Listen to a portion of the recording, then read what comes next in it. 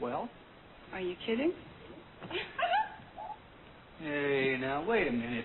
Hey, hey, we are the monkeys. You know we love to please. A manufactured image with no philosophies. We hope you like our story, although there isn't one. That is to say, there's many. That way there is more fun. You told us you like action and games of many kinds. You like to dance, we like to sing, so let's all lose our minds. We know it doesn't matter, because what you came to see is what we'd love to give you, and give it 1, 2, 3. But it may come 3, 2, 1, 2, or jump from 9 to 5. And when you see the end in sight, the beginning may arrive. For those who look for meanings, inform as they do fact, we might tell you one thing, but we'd only take it back. Not back like in a box back, Not back like in a race, not back so we can keep it, but back in time and space. You say we're manufactured. To that we all agree. So make your choice and we'll rejoice in never being free. Hey, hey, we are the monkeys. We've said it all before. The money's in, we're made of tin, we're here to give you more. The money's in, we're made of tin, we're here to give you...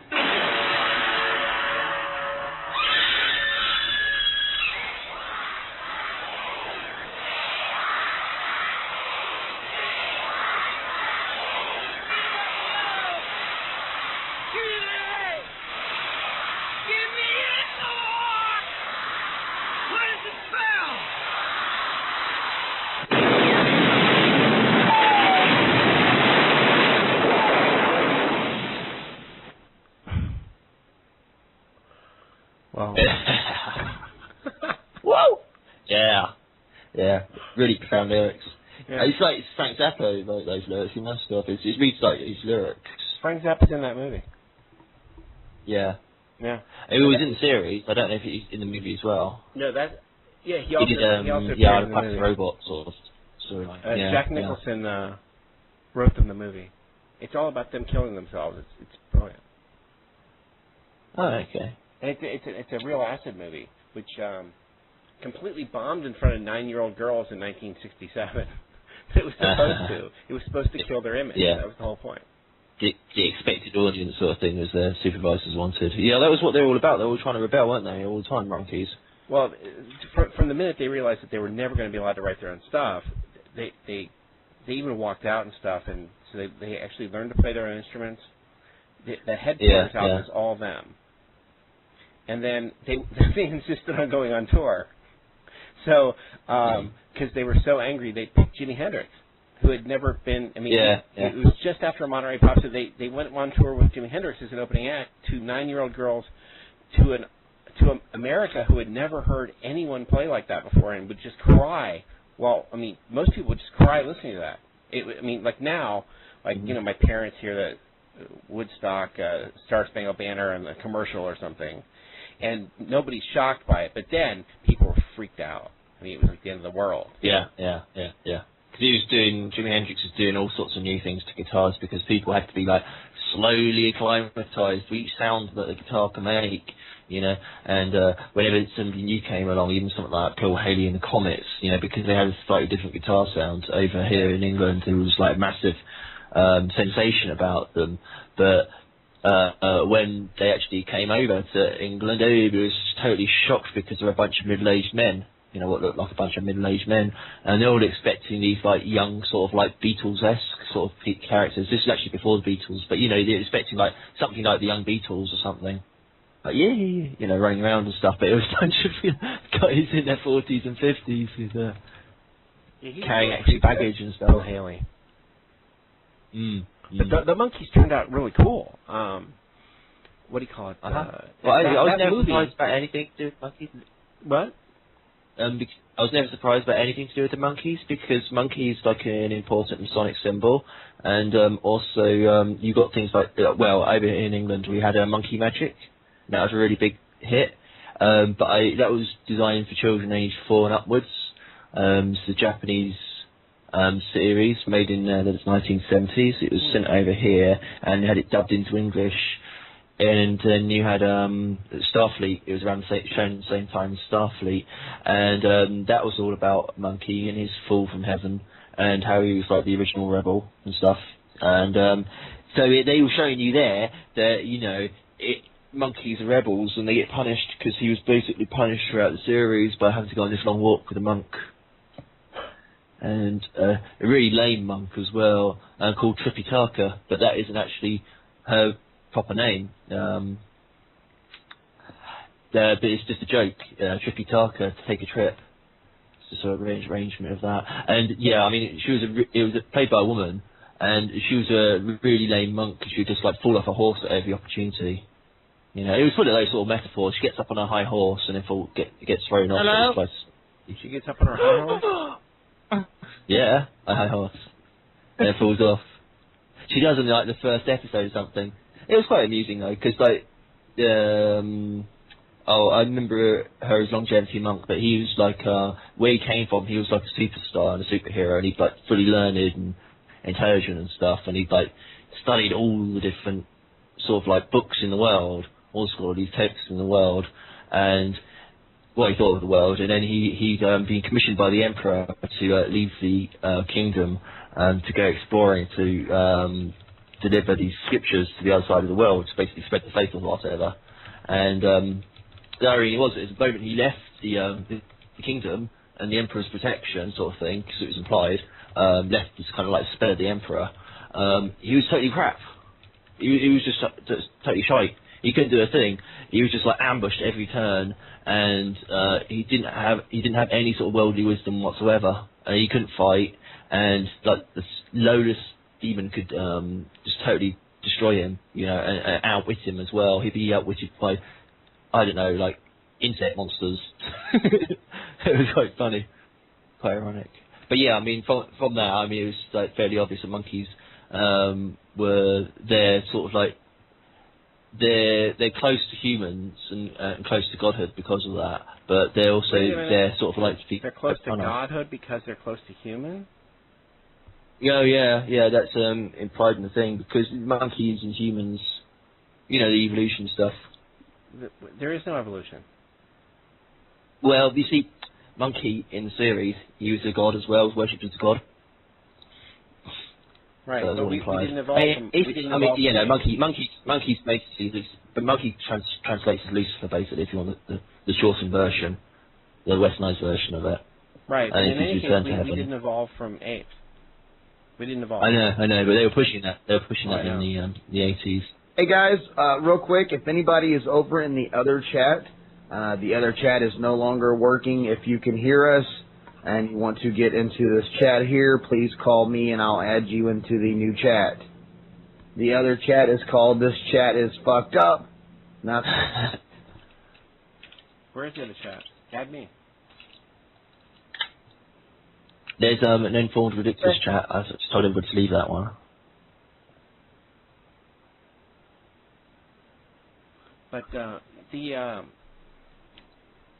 monkeys, so they toured with Hendrix, and then they made their own album, and then they didn't really have to make another album that way again with just them. So they made Pisces Aquarius. That was a really great album, and they started getting really psychedelic because they got rid of Don Kirshner, who was controlling all the music. And they had already used up the cool period of Neil Diamond, if there was such a thing. They got a bunch of songs from him, and he actually did sort of have a cool period. It lasted very, very short time, but then he got really uncool. Really? So uncool that it just makes everybody upset. I mean, you know. But Parliament. But then he there got was Zappa one that looked like that involved, and Zappa appeared on the TV show. And you could see they had really cracked. Eventually, they freaked out and burned out by the second season. And that movie is a true acid movie. Jack Nicholson wrote the thing. Jack Nicholson's not known for being a writer. And Pat, mute out. Okay, wait. Just wait a minute. All right, go ahead. Continue. Mute. It's an acid movie. It works on acid. It requires, you to be in a certain state that your acid. I used to watch it and get nothing out of it, and then I did see it on acid. It made a tremendous amount of sense. And then now, I haven't done acid in a long time, but it makes sense now. They're repeatedly killing themselves. I mean, they start the movie. The Golden Gate Bridge is opening. They recreated the opening of the Golden, which just happened anyway, and they jump off the bridge. That's the opening sequence of the film. I mean, imagine the 9-year-old girls that watched this movie. Yeah. But they'd never seen Monkey Magic, obviously. Right, they love these four, right? Because they've been told to love it, and the monkeys immediately jump off the bridge and kill themselves. There's no surviving jumping off the 28th bridge. I mean, they break through the tape, you know, like they're going to have the tape cutting and all that. So they break through the tape and kill themselves, and dolphins take them away. And Zappa appears in that movie. Terry Garr. It's loaded with people in this film, and even Jack Nicholson appears in the film at one point when Peter Tork breaks away from the film and just decides to walk through scenery and stuff. I mean, it breaks the wall down. It's really quite something. Yeah. He starts walking through the scenery. That's cool. Yeah, I mean, they're in some cowboy scene. He's breaking, and they really made themselves cool. The same production company that made the movie was owned by them. It was done by their TV directors who'd broken away from Coal Gems and all that, and they made Easy Rider. Yeah. Like one of the coolest movies ever. And you wonder, why the hell are the monkeys in the soundtrack? Because they paid for this movie. Yeah. And Jack Nicholson at one point needs a helmet to ride with Peter Fonda and Dennis Hopper to go to Mardi Gras. He wears Mickey Dolenz helmet, football helmet from the movie Head, where they killed themselves. Yeah. It was one of his souvenirs. You know. And then Nesmith has some incredible solo albums. And then he's the guy who invented Mickey what was his name? It Mike sounds like Mike Delaney for a second. Yeah, it sounded like Mike Delaney for a second. No. Yeah, the Mickey one. The one yeah, with he also got tagged with that. And so his mother invented liquid paper. She was a chemist or something. So she invents liquid paper, and then she dies, leaving him the liquid paper fortune. And if you had 2 pennies to rub together in the early 80s, late 70s, you could have a cable channel and get on all the other, all the mom and pop cable channels before it all got bought up. And he invented MTV and also VH1, and then sold it to Viacom for some ungodly amount of money. But the monkeys were cool and made themselves cool, even by association. The box that they appear in the movie, where they kill themselves constantly, they keep getting shut into a metal box, which is sort of their metaphor for the they keep showing you super corporateness and how they hate it. Yeah. But even as they're fighting super corporateness, they keep getting shut into this black metal box. Yeah. There was a real black metal box in real life because the monkeys are so complicated to shoot. Like Bewitched. Bewitched, they had to stop the camera, and everybody had to stand perfectly still, and then they put, because she would wiggle her nose, and then things would appear. Yeah. The monkeys did the same crap all the time. It was made by the same company, so it was so complicated to shoot that stuff that to get rid of the monkeys while they would work out the shots all day just to do one shot, they had a big metal box, and they put the monkeys in there so they wouldn't make any noise. They had their stereos and all that stuff, but they couldn't see outside the box. It was a big gigantic steel box, which they show in the movie. But it's a great metaphor. It's almost anti-New World Order. It's very close. I mean, it is, I guess. I don't know if it's conscious. Yeah, sure. Where Sleeper, Sleeper 73, and Sleeper is consciously anti-New World Order. It's maybe the best anti-New World Order movie ever. But Head is 67. It's proto anti-New World Order.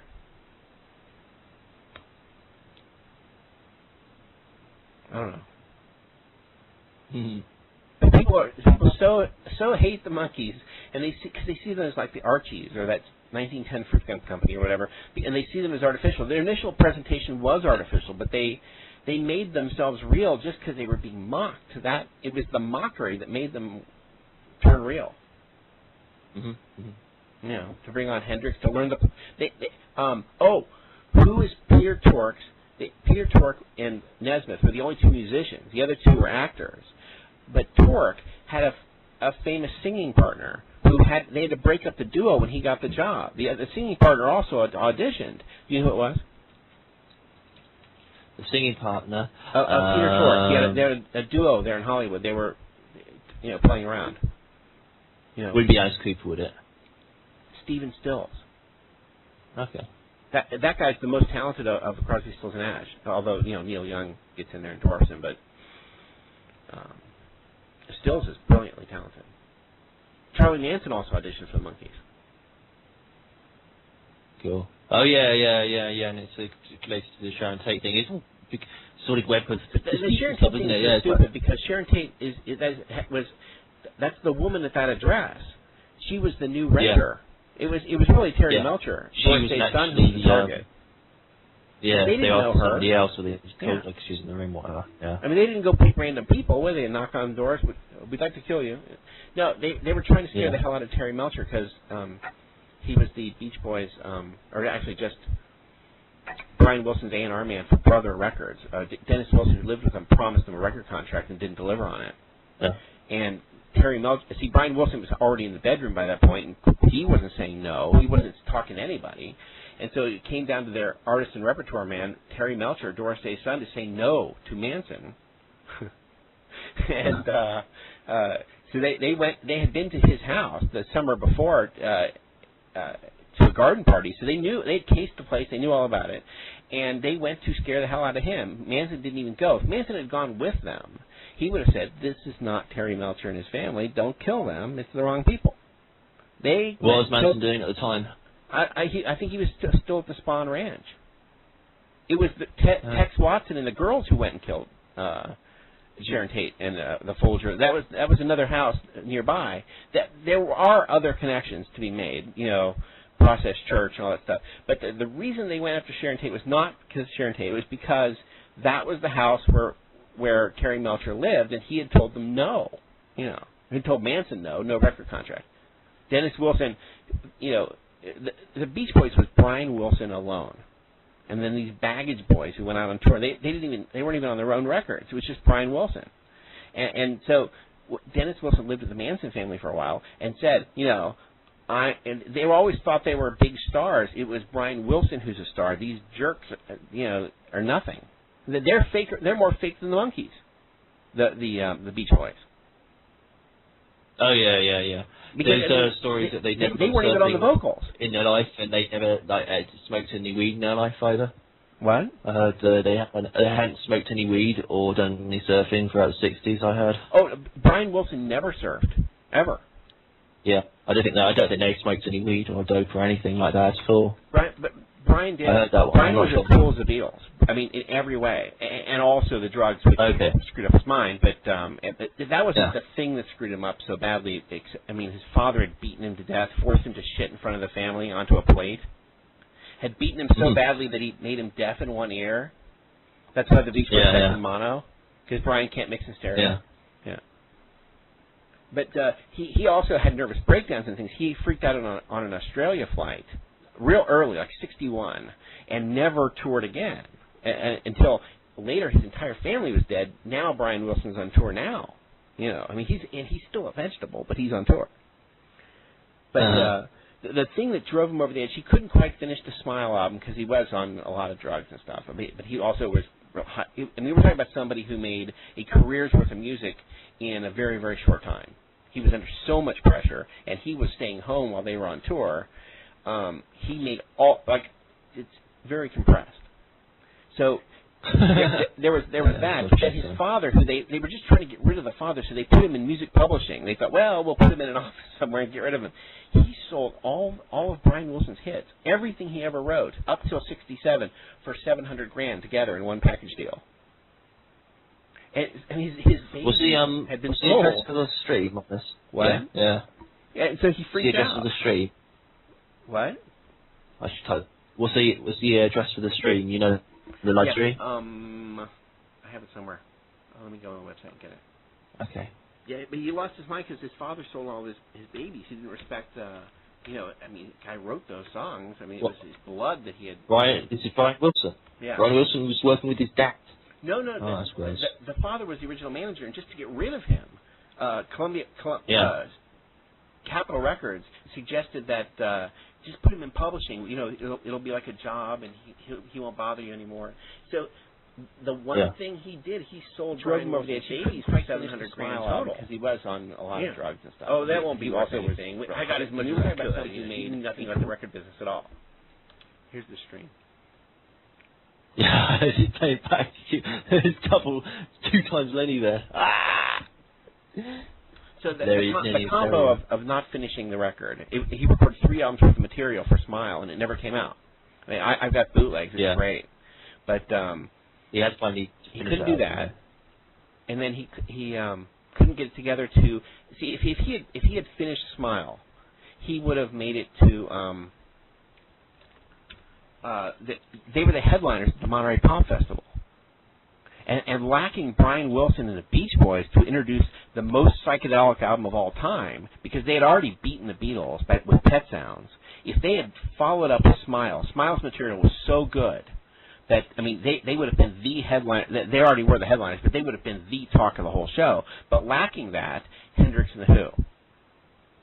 And the second they didn't show up, they became like the Surfing Doors Days or something. I mean, they were like an oldies group in one step. Yeah. So I mean that was the end of it, and then he went to his bedroom and never came out for like 20 years.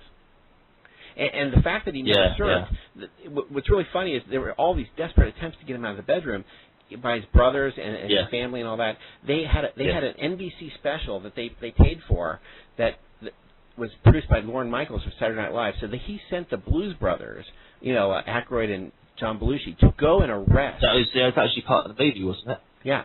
It was shown on the TV. But they arrested him in a cop car with a surfboard on the top and forced a Brian Wilson who will not go in the water, who is terrified of the ocean, to surf. He does not surf. He doesn't go near the water. The just sheer terror on his face is worth seeing, because this is a guy that couldn't leave the bedroom. Mm-hmm. All my heroes are vegetables and suicide. It's really kind of bad.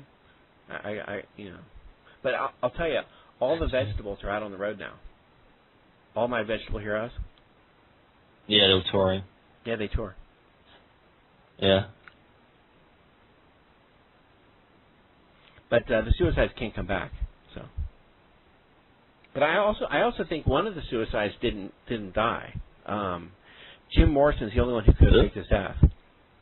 His father connections. It's a bit unlikely, isn't it? Son of the what was it? The Admiral sort of Morrison, CEO connected to the USS Liberty. Yeah. I don't remember whether he was the one who questioned the USS Liberty or he was the one that helped cover it up, but it's one or the other.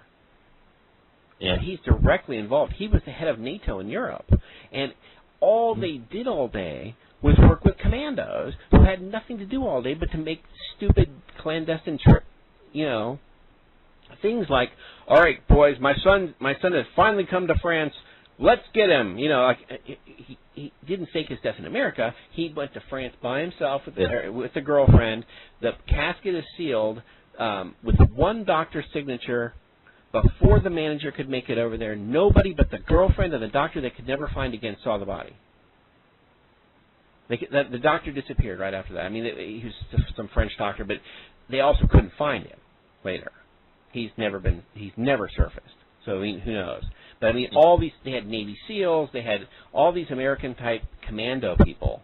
Jesse Ventura, for example, who would have been just right there to go pick up Morrison from the hotel and set up a dead body, the whole thing, and then bury it, gone. It might. How long ago is that? He might have been a bit too young. 1971. 1971. So that's like 29 years ago. 39 years ago. Yeah. I mean, I don't know if he's alive now, but the only guy who could have faked his death is Morrison. I mean, the other ones, Jimi Hendrix, it's well known, the whole thing about they poured the alcohol down his throat. It didn't digest or anything. He was pouring back out, even into the ambulance. It wasn't vomit or anything. It was just, I mean, he was drowned on purpose by his intelligence agent, ex-intelligence, there is no ex-intelligence manager. Yeah. I don't know. Caribbean Critic was going to be here today. He woke me up at 1 o'clock in the morning. You were already up. It's England. It's a different time zone. But he's in our time zone. Yeah.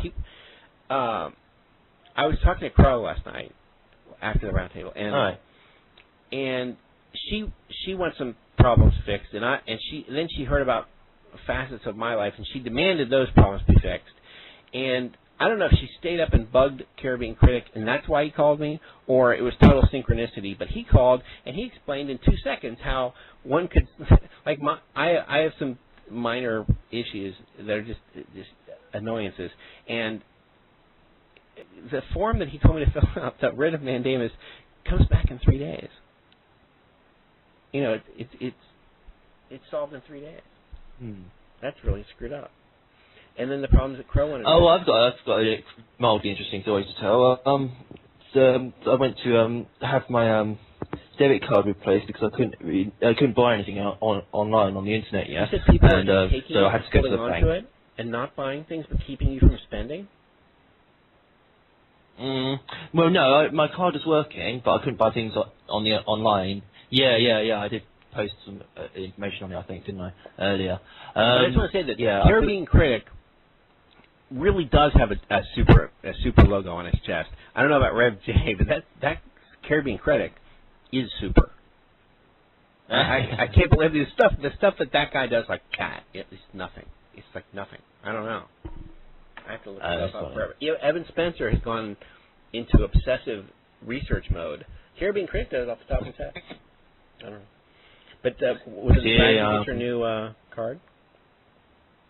Oh yeah, and I had to go back loads of times. Like for 5 weeks now, I've been there once every week, and ordering a replacement card. And it was like, I think the third time the Royal Mail it might be on strike next week. Ooh, and that's an excuse.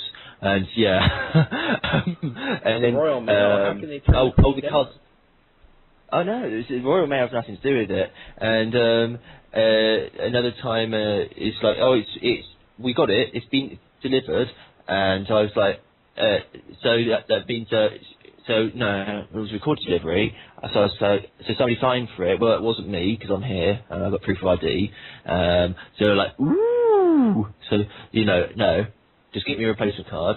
I'm interested in your little theory. And then latest one is it's arrived here twice. The replacement card's arrived here twice, but somebody's keeping it and they might be spending it. But I was like, they haven't spent it because that card was taken in July, so somebody's keeping my card just to stop me spending money. But that was just to please them. I was saying that to please them because every single time I went to the bank, it was women in there. And you might know this, but it's one thing that women like in owning groups is conspiracies.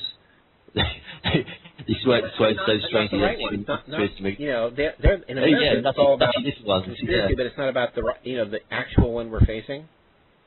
Yeah, I know. Oh, it's all like Bessie says this, and Gwyneth is like having it off with so and so's neighbour, and that sort of thing. Like the women in the truth movement. But yeah, you're right. They do have conspiracy. They do, yeah. No, the little soap opera one. So yeah, I mean, I had to go along with the conspiracy, and it was like I had to imply who it was, and I came over here because I said I was going to bend somebody's ear about it, try and find out who it was, and I was doing it, and I was like, yeah, I was just wasting my time when I was speaking to them, and so I was just gave up on the whole thing. I said, I know they haven't even posted it. That's what they've done. They hadn't even bothered sending it out once. I never saw the screen, but every time they were doing it, they were like, ooh. They saw the screen. Like, so one of their friends had sent naughty messages or something, and I was like, she shouldn't say that. And last time I went there, I was like, well, she should know better than that because it's the only job she does.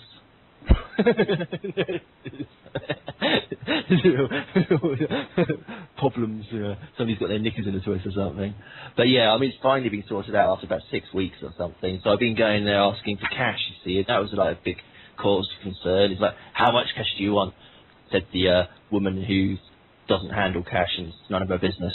And I was like, oh, £50. And she's like, She rolled her eyes back as if it was a big thought. It's just like the big bank in town. Yeah, that should be right, she said. I've got a lot more than £50 in my bank account. And I originally went to the cashier's desk and asked for 100. Because I knew you were going back to her and you could see really useless. Yeah, but the Royal Mail one was just the silliest one. Yeah, it was just... They like that little conspiracies in banks, you know, it's all worked out. they would try and delay things for most irrelevant reason, like always... Not about me, but like other people. Well, with me, it was like always card was a bit scruffy. So, yeah, it's what I can do with anything. I'm looking for news. I mean, that is definitely the most exciting news all day. All over the world, seems like. Yeah.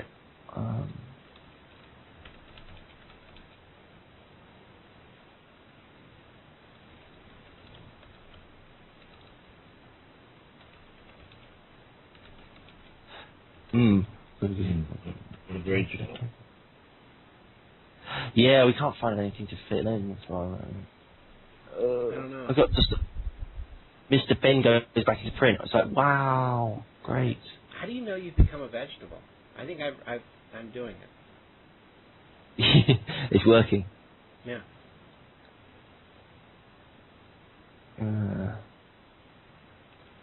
So I've got headlines like power cut in Russian city fixed. Well, that's a non-story, isn't it? 'Cause it's already fixed. Cloud hangs over Lockerbie movie. Home Office bans city marches. Churchill's World War II, few remembered. Boring.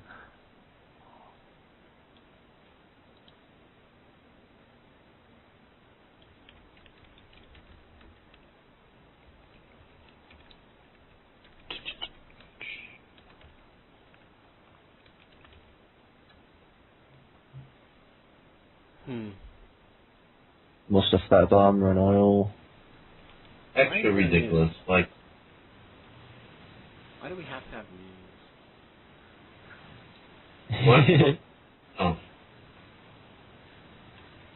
Let me get a nice link for you to put up in here. Hold on, I'll be back on this. I feel if the audience loves us, they'll just sit with us through these awkward silences. You know? The show should be about love, and they should love us. And we love them, and they could just sit with us. I mean, we don't have to fill all the time and fill the space. We could just sigh here together. There's no need for all this pretense. That's why you have the backing music usually. So. Yeah. We could do some Now Atlantic is found to have huge garbage patch. Wow. Area affected by floating plastic debris. Well, it is quite huge actually. It fills up about half the horizontal size of the Atlantic Ocean. A huge expanse of floating plastic debris has been documented for the first time in the North Atlantic Ocean. You know, it's been there for donkeys years, and they've only just discovered it. And it was like, oh, what's that? Plastic, apparently. Oh, plastic debris. I mean, there's all the ships down there and everything, too. I suppose there's a pyramid. Yeah. Now they're upset about that? I don't know. Here's the link. Okay. You posted the link. Okay, cool. You can refer back to the real things. I can only notice things because, they want to make a fuss over it. Or, I mean, there's all the pollution in the world in the ocean, but now we're gonna, now we're gonna make a fuss. Screw you. Yeah. The size of the affected area rivals the Great Pacific Garbage Patch in the world's other great ocean basin, which generated an outcry over the effects of plastic waste on marine wildlife. The new plastic waste, which was discovered in an area of the Atlantic to the east of Bermuda, consists mostly of fragments no bigger than a few millimeters wide, but their concentrations in the area of the sea that is covered have caused consternation amongst marine biologists studying the phenomenon. Using fine mesh nets towed from a research ship, the scientists collected more than 64,000 individual plastic pieces at 6,100 locations out at sea over the 22-year period of the survey. The highest concentrations were centered at approximately the same latitude as Atlanta, Georgia, 32 degrees north, but extended 500 miles north and south of this line. And how do they know fish don't like plastic? Yeah. Fish might be Kosher tuna might like plastic. I just noticed something. It's kind of a thing that would just happen. But anyway, I write in my local newspaper here. Mike Handel is disgusted in Moscow, and I've noticed that on this Independent here, it's attached to this, which means that that's the same company that they own that same newspaper. You understand what I'm saying? That isn't he? Yeah. How do I'm missing. So isn't that interesting? Me it is. Huh. Well, something to talk about on this very point. I don't know. I want to teach fish to love toxic waste. Maybe it's not so toxic. You know. You know the whole joke about kosher tuna is it's guaranteed not to eat pork and guaranteed not to eat.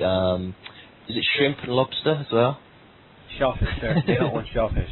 Yeah, shellfish. Yeah, tuna. I don't think my cat would be upset about that. You know? Guaranteed not to be fed on those things. Yeah. The cat might like it. They make all these assumptions for me and for my cat and for everyone, all of us, that I don't necessarily agree with. And they're not necessarily correct about anything. No human link to mammoth demise. Well, whoever thought there was? You know, it's the same. Well, go ahead and read it, but I'm telling you, it's the same garbage. It's to validate evolution, which is a lie. And yeah, it is. I know. That's sort of word of bollocks. Yeah. Woolly mammoth extinction, not linked to humans. Hurrah! Oh, that's something we're not responsible for then. They're just insane. It's time to just, ass kicking. You know, that's what they need. They died out because of dwindling grasslands rather than being hunted to extinction by humans, according to the Durham University study. That's the coldest phase of the ice age, 21,000 years ago. The picture revealed there was a dramatic decline in pasture on which the mammoths fed. The woolly mammoth was once commonplace across many parts of Europe. It retreated to northern Siberia about 14,000 years ago, where it finally died out approximately 4,000 years ago. These are all made-up numbers. The reasons for its extinction are unclear and have been a matter of heated scientific debate. Oh yeah, right. We justify their wages. Some scientists have argued that it was principally the result of climate change, while others say it was driven by pressures of a growing human population. Yeah, the human population ever expanding. My God, man, there's 6,000 people on the planet. 6,000! You're destroying the ecosystem of the world. Or even. Well, the thing is that it's too many if it's us. It's not enough if it's them. You know, and they don't even like their own people. They just hate us. You realise the origin. Yeah.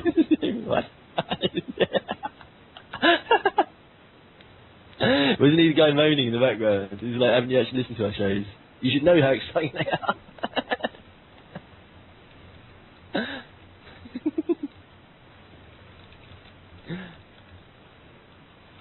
So what were you saying earlier? The instruction. I know, it's ridiculous. And they've tied their whole Agenda 21, like people killing the world sort of thing, to everything. You know, no matter where you go in time. There's dirty humans. 1 pint of urine can destroy 50,000 acres of rainforest. Only human urine, obviously. I just made it up. That's going to be true in a few years. What our results have suggested, the changing climate through the effect it had on vegetation was the key thing that caused the reduction in the population and the ultimate extinction of mammoths and many large herbivores, he said. Professor Huntley and his colleagues created a computer simulation. Oh, great. Yeah, that must be true then. Was it Sim Earth or something? Yeah, the Sid Meier game. That's kind of funny as well because you've heard Sid Meier, who wrote games like The Sims, Civilization, and Meier, it's about M-E-I-E-R, is a derivation of Meyer, again linked with Rothschilds. Illusion. It's sort of illusion and delusion at the same time. Oh yeah, Maya is in the goddess of the Mayans. Yeah, Maya spelled M-A-Y-A. It's India. It's India. Yeah. Okay. You know, like George Harrison, Beware of Maya from. M-A-I-A. Yeah. M-A-Y-A. I think it is. Yeah, there's M-A-Y-A. That's a language that it doesn't have Roman letters to it, so it doesn't. You could spell it many different ways. Yeah. Kind of like there's no set Greek, transliterations for a lot of words. Same thing with India and a lot of these other languages. Okay, they did this amazing computer simulation anyway. Vegetation in Europe, Asia. It has to be. They'll show a simulation with a completely distorted Earth. And I know. You know. Yeah. They won't tell you that actually made the Earth like 30% flat or something. You know, it's not actually even a They had that sphere. dirty bomb in Trafalgar Square simulation. It required that everybody who was hit by the dirty bomb stand still for 100 years in Trafalgar Square. You really skewed the demo. Yeah. And then Tim Refat put his 2 cents in and had these running Muslims running through, like 50 miles an hour, running through the nuclear zone or whatever, and spreading the radiation and carrying around in their pockets. He's been in this rumor like the Muslims are all carrying red powder in their pockets, and they're just like walking around, going tinkling out, and poisoning everybody on the whole planet. Yeah, I suppose he didn't say it in the turbans. He's like a fetishist or something. He really is. He is, and he loves the whole the sort of like apocalyptic horror. No, but he also porno fest. through his weird fetishes, he wants to make it happen, which is really something. Sure. I mean, he does talk about what do you call the Muslims just running around, with pockets full of. Why would you want to do that? It's uranium powder or something, wasn't it? Yeah. I think he got some of the thing from that Dr. Strangelove, because it's the same stuff, strontium or whatever it is. What's it's something like that. Strontium, strontium 42. It has a 95-year half-life. Yeah, that was sort of like exaggerated figures from uranium-245, or whatever it is, 225. Yeah, I remember that story. And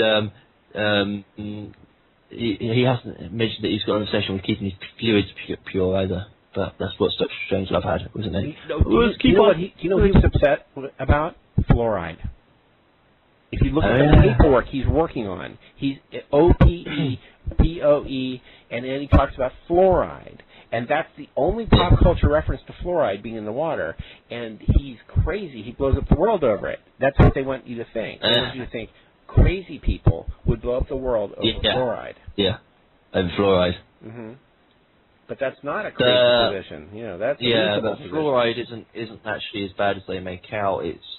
I'm not going to say it's good for you, but it's not deadly poisonous. It's the quantities.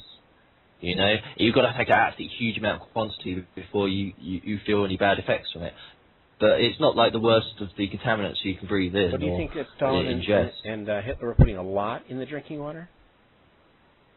They must have heard to put loads and loads. I think it's more of a distraction. I think they're just picking up on it. Well, they did put it in there, but I mean, do you think that, they're putting a lot less in ours, but they put just loads of it in the drinking water? I think it could be. I think they're just exaggerating the effects. They're just making people worried about it. I'm not too. Well, no, the NWO they convince people that it's good for you. Yeah. I know, but I'm not too much into the whole they're poisoning everybody sort of routine. They really I think a lot of it's psychosomatic. I know there's a psychosomatic effect to it, but the thing is that they are doing it. I mean, the psychosomatic thing, Alan Watt, the amazing, fit, youthful, virile Alan Watt, who runs around doing cartwheels all day. Anybody who calls into his shows, the original material. Yeah, they're always coughing and spluttering. And, I mean, they don't have a cooperative agreement, but it's like listening to Elton John's opinions. Elton John doesn't have any opinions. It's it's all done by Bernie. You know what I mean? Yeah. There's no opinion by Elton John. I mean, what's his name? Stole everything, Alan Watt, from Glenn Keely. He stole quite a bit. It's not a cooperative agreement, but yeah. I know. It's a spy versus spy, like from the Mad Comics. But it's like not they both share a house. It's spy rights, or no, guy rights and spy takes. Yeah, yeah. It- Yeah, that's what I mean. They're both spies. They're Mountain both Wide. taking information from other people, and It's one of only them's one way. spying on the other spy at the same time. Yeah. But I mean, it's only one direction. Hmm.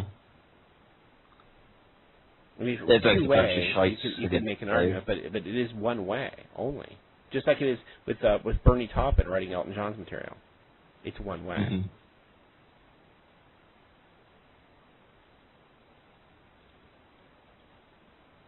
Oh, that was it. I posted a link to a news article earlier from Russia Today. Did you see that one? Oh, Russia Probably Today. took me ages to find it. In the other chat? Yeah. Yeah. Can you play the audio on this? Yes. Like video? Yeah. Okay, cool. Do you have the link again? Yeah, I'm looking for it.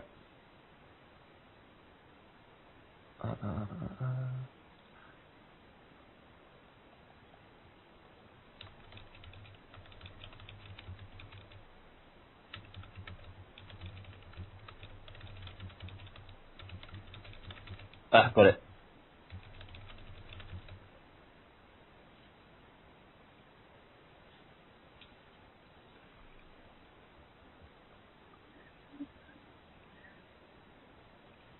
I was so jealous that Louis had the software, and I figured out how to do it.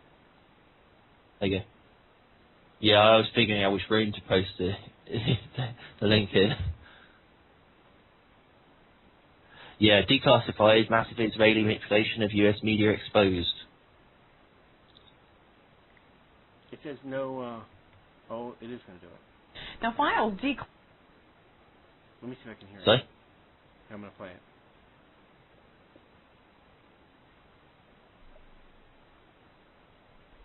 classified in America have revealed covert Republic relations and lobbying activities of Israel in the U.S. The National Archive made the documents public following a Senate investigation. They suggest Israel has been trying to shape media coverage of issues it regards as important.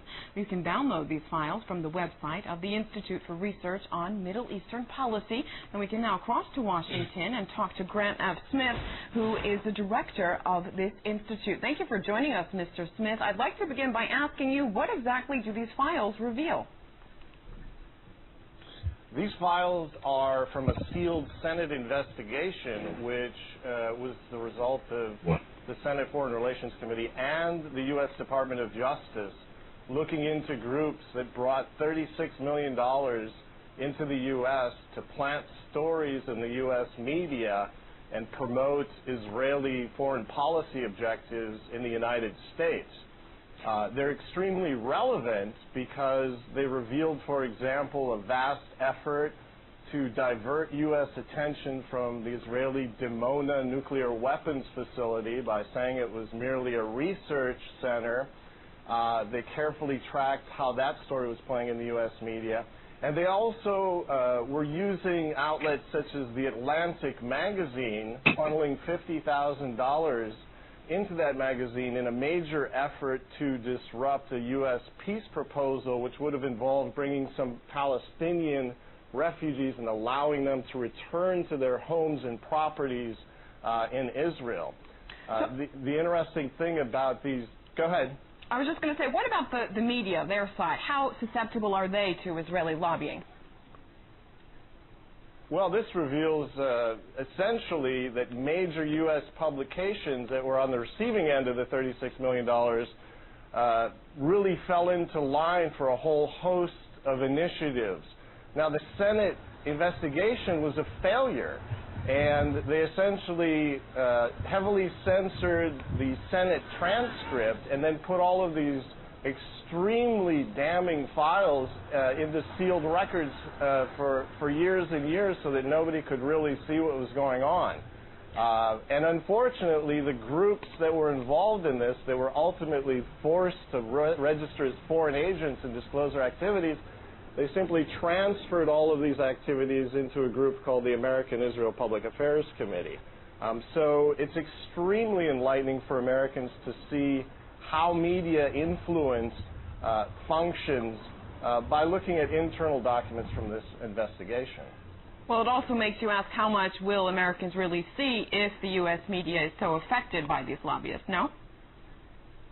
Well, yeah, that's exactly the case, because once again, we're replaying history. Now, instead of trying to divert attention away from nuclear weapons in the Middle East, a magazine, again, The Atlantic, is on the forefront of an APAC drive to get the United States to attack Iran's nuclear facilities, again, now under the pretext that they're nuclear weapons sites. So for the United States, it's extremely important for people to see this media influence and the mechanics of it, because over the passage of time, this has only gotten worse. What does it suggest about U.S. policy in the Middle East? Is it being shaped around the interest of Israel as you see it? Well, we've done a lot of work over the years obtaining documents about Israeli policy initiatives in the United States. And the documentary record suggests a heavy influence on the part of Israeli politicians and various parastatal groups that work tightly with Israel without disclosing those relationships. And they have successfully built a campaign financing system in the United States that's extremely effective at pushing Israeli objectives by withholding or dispersing campaign funding to U.S. politicians. So there is a high degree of control that's in place, but for your average American, it's almost completely hidden. Interesting stuff. Grant F. Smith, Director of the Institute for Research on Middle Eastern Policy, thank you very much for your time. Woo. Yeah. Back. Hi. So what we got? They kept saying were, and you know what I mean, like it was something they formerly did, but they don't do now. Bull. Yeah. Like, oh, we stopped the Israelis, or they quit doing it, or bull. Yeah, I know. Legal disclaimers, really, isn't it? They're bringing out some information, but they are having to putting legal disclaimers into the information. It's always in the wrong terms, as if it's, well, it was happening. They did pay the money. Yeah, $36 million. Are you joking? They do it through terror and force. Yeah. It's the same old thing. It's I could just counter and say, we're going to do the hour break. Technically, we're okay. American Freeman is closing. Yes, his birthday was up. Let's pull it on. Play the theme. His prayer. I can't. No, I know. Hello. Okay, sing the theme for us. We finished. No, we're going on to the Crow Show. Second hour.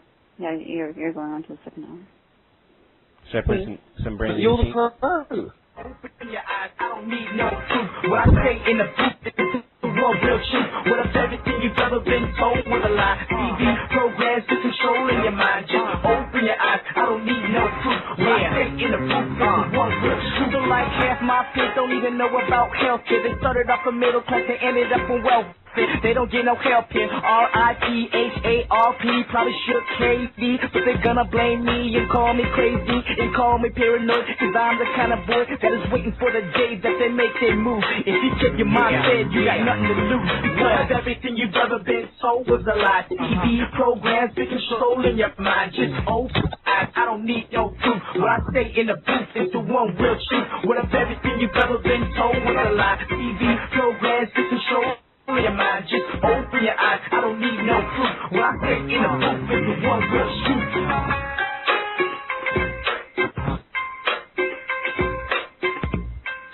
Hey, this is Crow again. It's 4:03 p.m. on, a Friday. Yes, it is August the 20th, 2010. And yes, you're on the Crow Show. I have a couple people with me today. Lenny Bruce is here. Who else is here with me? Maggot. Maggot spilled some tea on his desk. He spilled some what? It's English. Okay, he my spilled a goodness. little tea, you know. Okay. Iced tea, sweet tea? I'm sure it was hot tea. I thought you said something at first. Yeah. That was not that? English breakfast that was tea. Yeah. Yes. I heard from young Jack earlier today, so hello, young Jack. He's going to work at 4:30, so I'm very proud of him. Very proud of him for being diligent, going forth and working. Wait, what happened? He's good. Good young man. Jack, he used to come on to the show every once in a while, and he's friends with Roger and Sam, and he moved, and he's now working, and he's a young gentleman, and I'm very, very pleased with him. Very pleased with him. He's doing everything he's supposed to do. Again, working and keeping a clean, wonderful, spotless, great reputation. And for that, I am thankful. Hey, I see something that's on my screen right here, and it says something about welcome to BioAgent Plus, home of the largest BIOS directory on the Internet. Extend the life of your computer with a BIOS update. I remember Dave talking about this. It's horrible. Basically, you have to. Is it where they're doing the thumb scans? That's not what that's about. It's not that. Well, I was thinking the first thing that popped in my mind when I saw that was, wait a minute, hold on. So the bioscan thing where you have to put your thumbprint on there. No, BIOS is the stuff that it's the bootstrapping that it picks up the disks and makes them boot up the operating system. Oh, okay. Yeah. And identifies the hardware. But this is for stupid people that don't know where to go get the actual BIOS. So they try to put it in one place, and then they scam you on the way. Ooh, that's not fun. Right. I don't like being scammed. Did you see Superman helped us? No, I did it. No, I did not. Right here? Oh, yes. I got 3 hours of sleep, but, you know. Oh, bless your heart. Did you stay up and mention something to him, or was it just total synchronicity for him to call me and answer every question? It's complete synchronicity. Yeah. It's complete synchronicity because he had every question ready to go. I mean, he had, I mean, and the paperwork that needs to be filed, 3 days of response, nothing. Mm-hmm. Remember, they said that that's business days, so again. Apparently, he either came here from another planet or he was born Superman, that Caribbean critic. I don't know. He's in Tan Man. Hold on, what's Superman? We believe that Hey, Caribbean Red critic Day came heard here his from another calling card planet there. from Krypton. Because he really is Superman. We've never seen anybody like this guy. Well, tell him why, because Red Day is Superman, and yeah, but if you saw the magic powers that this guy has, right? Oh my God! What? He gets some stuff done. This Caribbean critic. Red Day gets I mean, we're not overblowing the situation at all. Well, I figure if you don't know the story of Superman, should be called Superman. So give him the. We're just saying he's super. You know. He's extra super. Super as in short bus. Super. No, that's special. That's special. Super is a psychic. That's the handy capable bus. Never underestimate the power of the handicap. Damon Wayans had a handy capable man or something like that on In Living Color. Yeah, I remember that.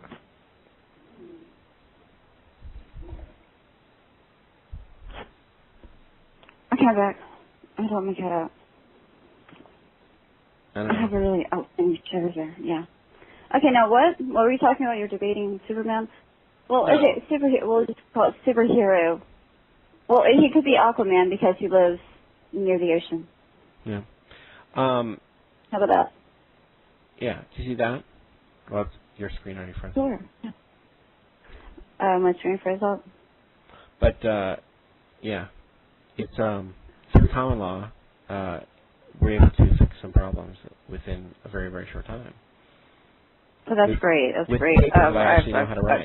There's some certainties I've already discussed with some folks today that I know this stuff will be taken care of as of a certain time. Yeah, I see. I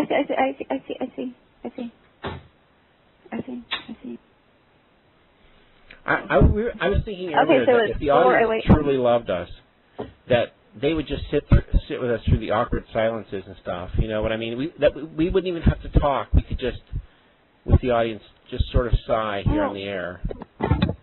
Yeah. Well, sometimes you need to take a breather and go, and think about what it is that we said. For Spaceman. He has great pauses on his show. It's wonderful. I like Oh! quiet. Yeah. Then we have Maggot. Yeah. So I was just testing this. The mic's muted. Mini test. Yeah, it's funny. I was testing this. What mic was muted? Oh, no. Yeah.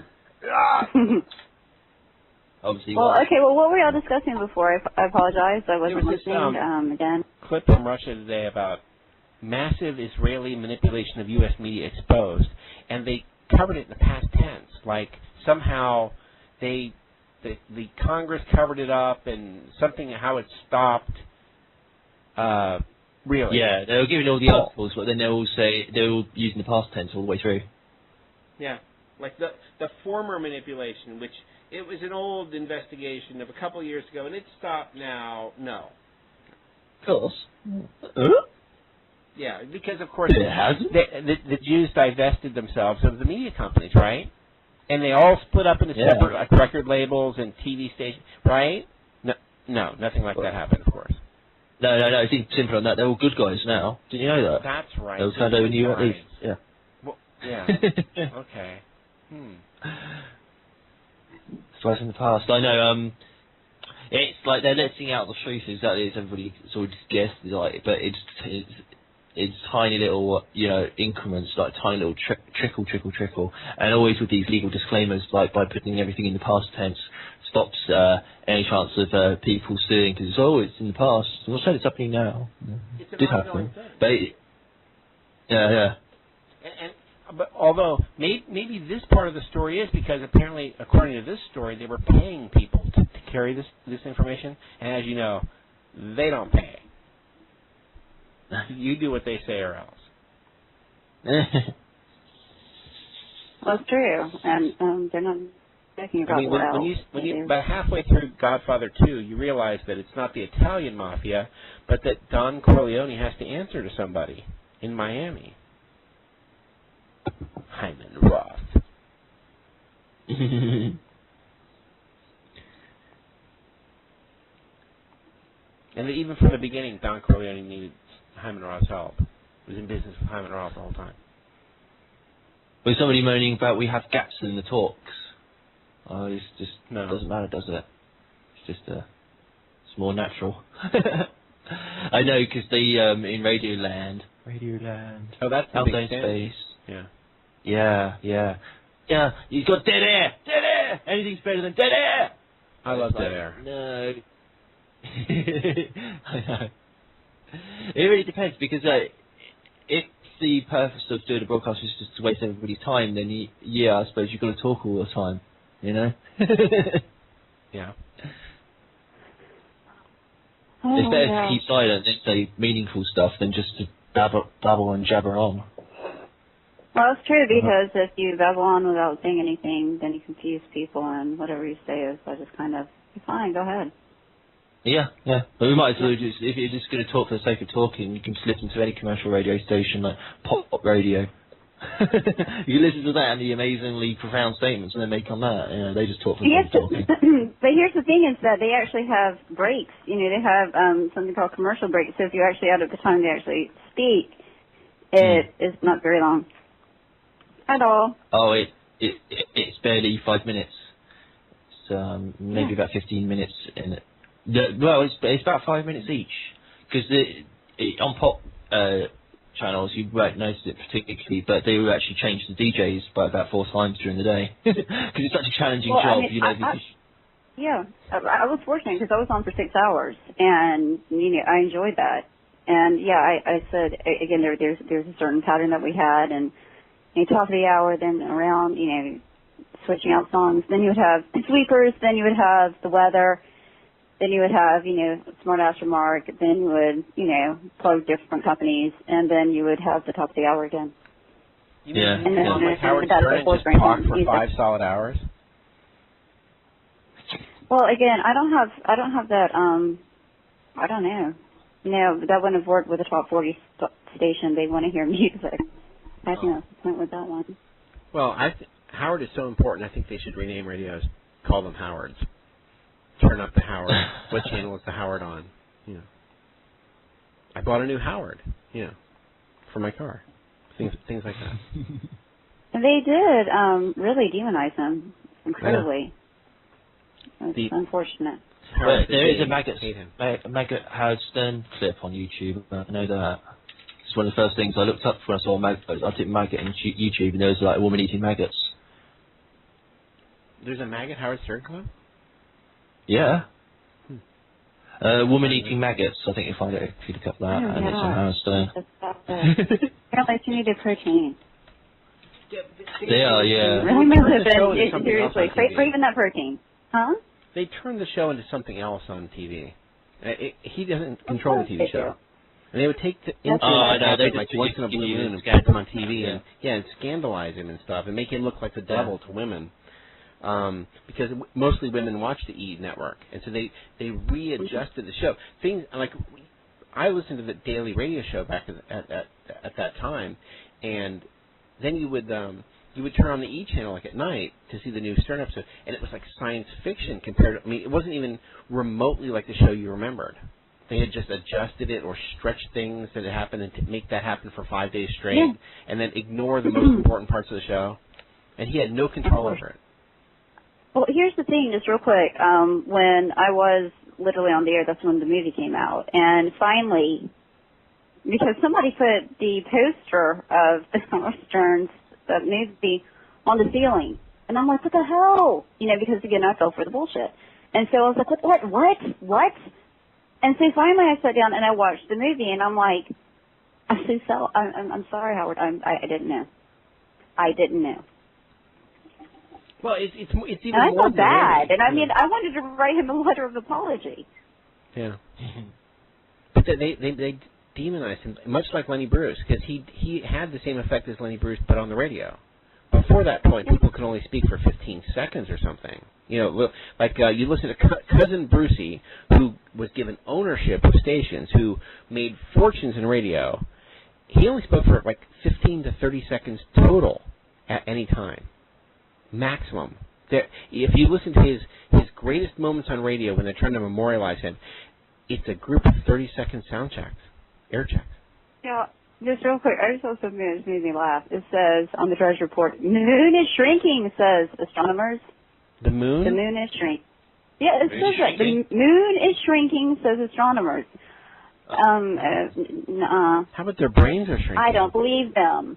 Thank you. I don't believe them. I think the moon is fine. I don't believe anything that these scientists say now because they're all compromised by their funding.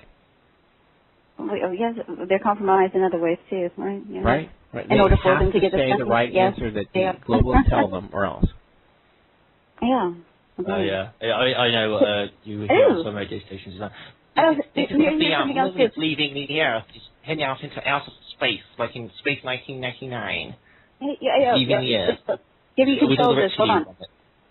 Hey, it says, who calls for monitoring of a new superbug? The World Health Organization calls for monitoring of a new superbug. I wonder what bug they created and released from the CDC zoo. Absolutely. When they released it on the news, and when they released the bug, they also already said it. They did it like a science fiction story announcement. It was like a new superbug has been found. It's totally immune to all known forms of cure. They didn't want to call it hysteria or anything, so they called it a superbug. Yeah. Like it's a movie. And automatically waited until they decided it was totally immune to any disease. It's like a George Romero film or something, you know, about the zombies. No, actually, it says, quote, while multi-drug resistant bacteria are now not new and will continue to appear, this development requires monitoring and further study to understand the extent and modes of transmission and to define the most effective measures for control. And a statement. Okay, the whole thing is what type of multi-drugs were they, did they use aspirin? It's not working with aspirin. It just keeps spreading.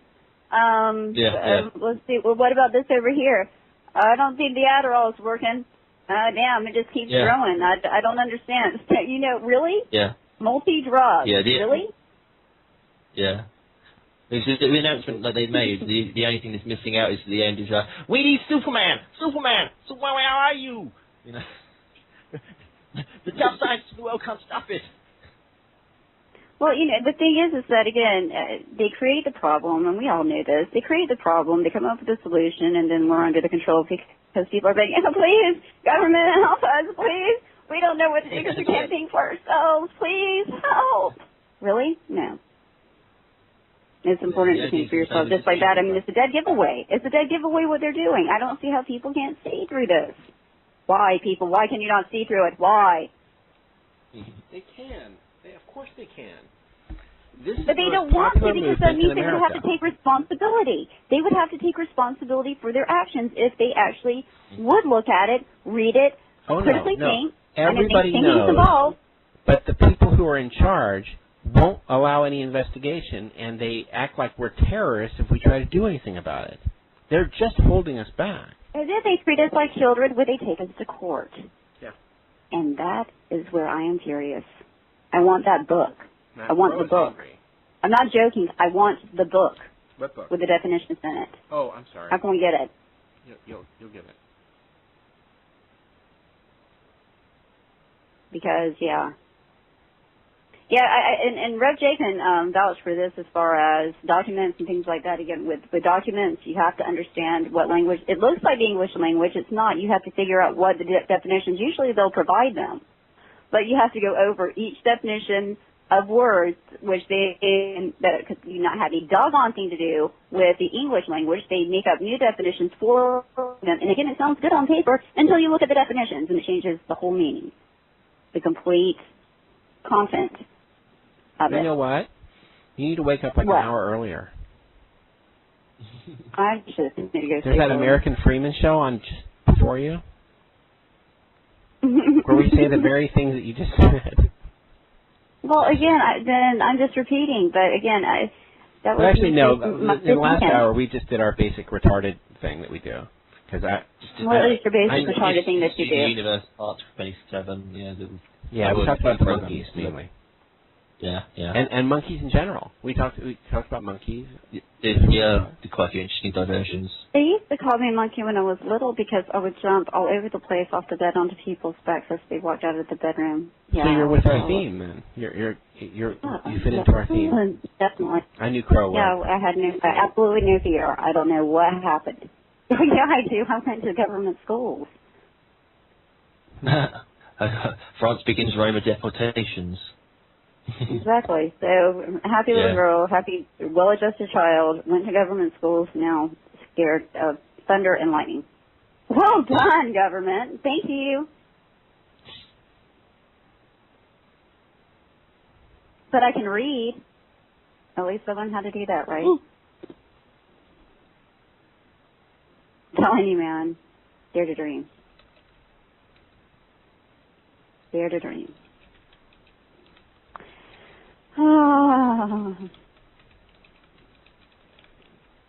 Lenny Bruce, no comment.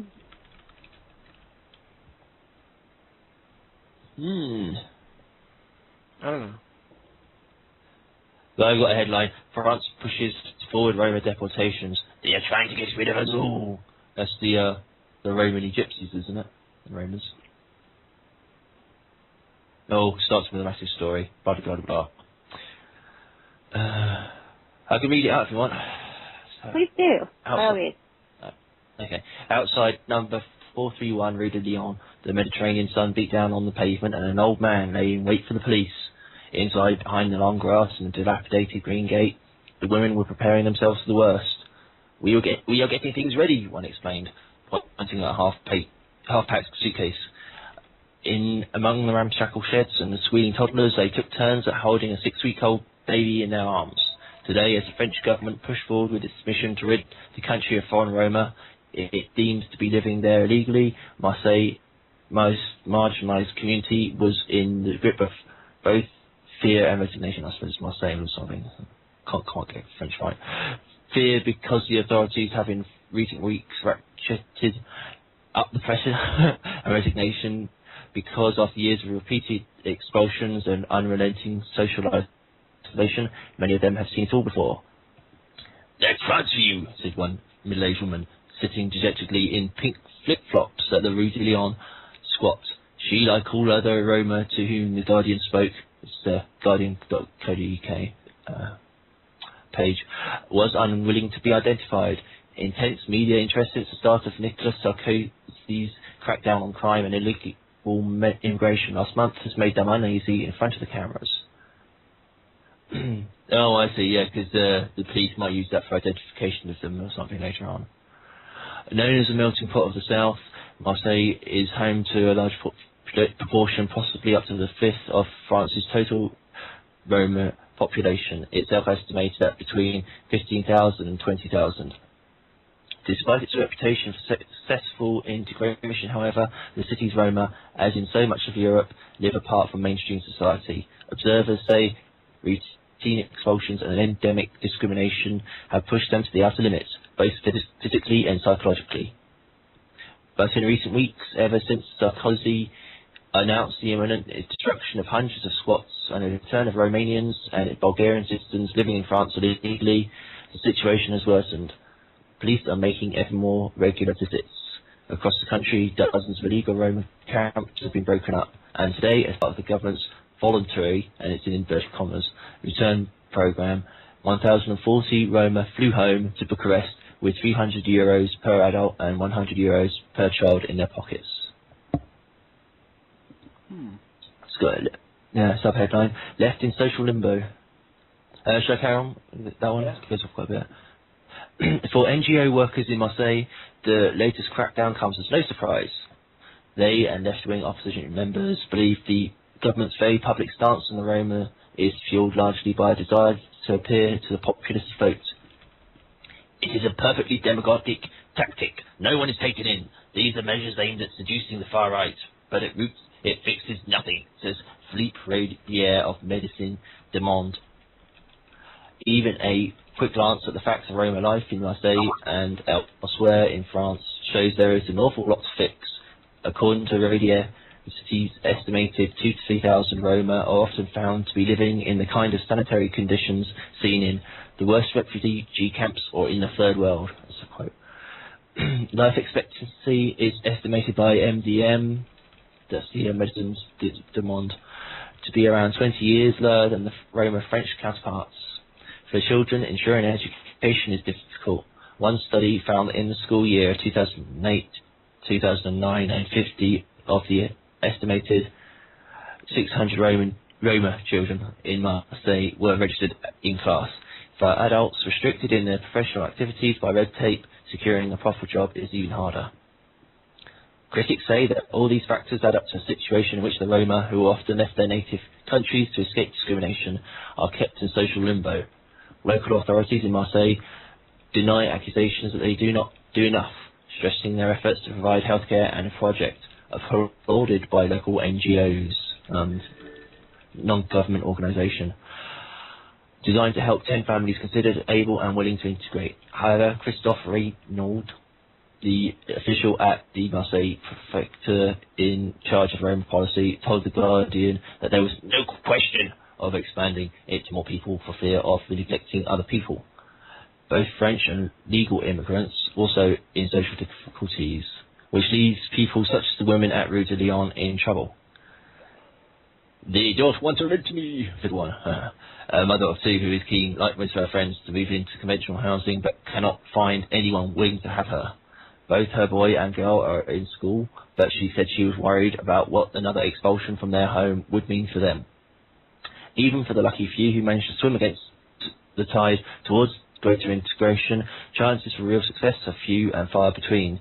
I think we Roma don't have the chance to integrate, quite simply because we can't work, said a 27-year-old Romanian man dressed in a fake designer t-shirt with sunglasses.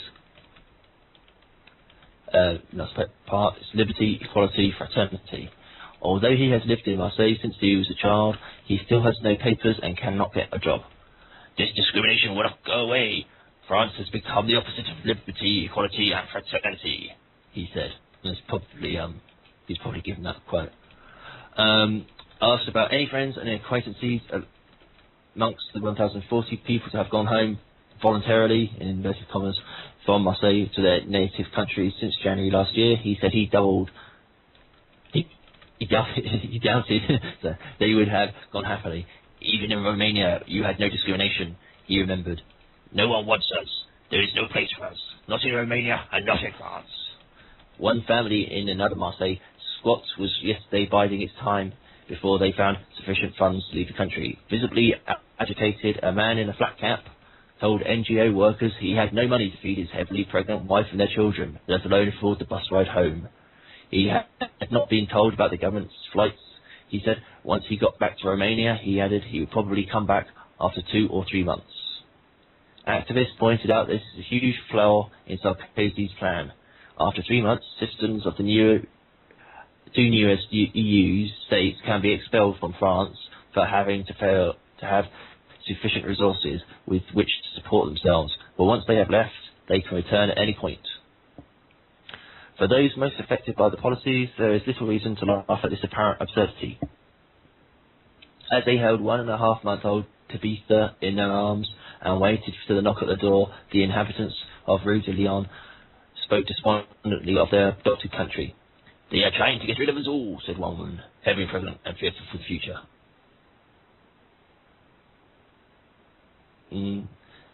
That's it, there's this little correction which has already been changed in the article. That's the end of the article. I know, I everybody kicked out of France. French people, everybody. Yeah, I mean, basically they're just doing what the Nazis were doing, aren't they? They were kicking out gypsies. I always want to work out a way that all of it be free except for French people. They're kind of doing them a favour, kicking them all out of France. Screw them, you know? Yeah. Including the Canadian French. I mean, I don't think they should be free either. But all the rest of us, we should be free. Right? You know, that's important. My computer's freaking out. My computer's freaking out. The computer freaked out? It's freaking out bad. It's been all kinds of freaked out. I replaced the video driver. Mode, and now it's... I replaced the video driver. Well, that's cool. No, it just went into crazy mode safe mode, and now it's doing something else, but it looks fine now. Okay. I was just saying, just for people to know. I wouldn't think if I wouldn't have looked. But I have looked. There's another article in the Roma. Go ahead. There's another article in the Roma which sort of seems to give a bit of background to them. Hideous diverse Britain, the London Romans take a stand. In Ilford Lane, East London, the Roma tackling head-on the mist that followed them here. There is only one Ilford Lane, says the motive. Sure enough, there is an energy about the East London thoroughfare, with the fast food cafes doing a busy trade. The grocery stores selling luminous fruit. Okay. But there is edginess too. Witness still in the Houseware store. Are you suggesting the fruit glows in the dark? Yeah, that's what it says. There's grocery stores selling luminous fruit. That would really suck. I don't want fruit that glows in the dark. Yeah, phosphorus fruit. Like, radioactive lemons and stuff. Oh, yeah. Really? Yeah. That's nothing but, that's fun. Hey, cooking in the dark, right? Tastes like styrofoam, glows in the dark. What could you want more than that? Just in my tummy when he rips it out. He needs chemo when he needs food, right? Yeah. Glowing it up. Doing that out there. I don't know what it means really, but you know. Okay. Right. I mean, what could be better than that? There they are, he says, his mood darkening. They make noise still, nothing but trouble. They are Roma, but you need Dill's practice eye to pick them out. The women wear full-length skirts and shoulder-covering tops, but so too do the Hindus. Locals, however, say the Roma are easily distinguishable. They are having a great time on benefits, insists the phone store man. There are problems here, no point in pretending otherwise. Families, sometimes 4 of them, crammed into small... Sorry about that. Well, that's not actually a quote. If you repeat that statement, I certainly would appreciate it. My goodness. Well, there are problems here. Yeah. There are problems here. No point in pretending otherwise. Families, sometimes 4 of them, crammed into small rented houses. Not surprisingly, given that density and perhaps to dictate the culture, they spend time outside, triggering complaints of rowdiness. I suspect the locals are exaggerating. And talk to Lonel. who came to Britain from Romania 3 years ago. He says no community is perfect. He's sort of like, he's writing it in a London style. This is the actual article writer. Some of the claims are true, but here's the heartening bit. Lonel and others are trying to do something about it. He led a delegation to the council, urging it to do more to weld the new immigrants to the settled community, many of whom encountered vilification as newly arrived migrants themselves. Lonel and 7 volunteers, led by the local agency Redbridge Equalities, recently spent an evening stuffing 500 leaflets through letterboxes, tackling head-on the myth that followed the Roma here, that they are dirty, won't work, and won't behave, won't integrate. Can you handle the truth? They called it. Cute. I can't handle the truth. I like doing silly Cockney accents, but there's only I can only do the bits that in quotes because I can't assume he's a Cockney. He's written it in a style like a Londoner. They explain that the benefits claimed are nonsense because migrants from ascension countries can't claim benefits. If children are around in the day, it's because they have difficulty registering for school. As for crime, there's some, but there has to be no leap. I'm just going to do it anyway. We work. We came here to work. 2 Roma men tell me, but it's not me who he's persuading. There's work to do in Ilford Lane, to be sure. At least someone may stop. Say that quote again, please.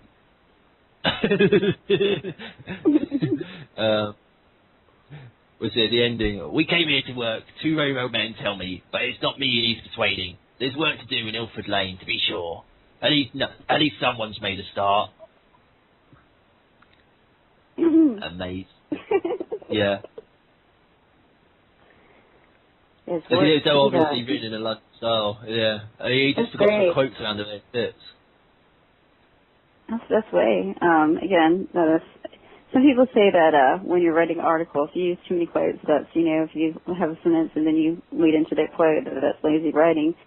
Actually, I think that's fabulous because you're using different words against them. It's great. Yeah, I know. And actually, you made them look like idiots. I love it. Yeah. It was like when I did the, was it a giraffe killed a woman in South Africa park? And it was just like, I was out walking me dogs, and all of a sudden this giraffe started on me. Pretty much as the article was written, it's a South African woman, yeah. I did quotes from the giraffe as well, so I had it with this girl. Gracious. I knew some foods from South Africa, and they're very English and very popular and lovely, and they moved to Savannah. And so that's who, when I think of South Africa, I think of them, and I'm very, very much. Yeah. And of course, they left.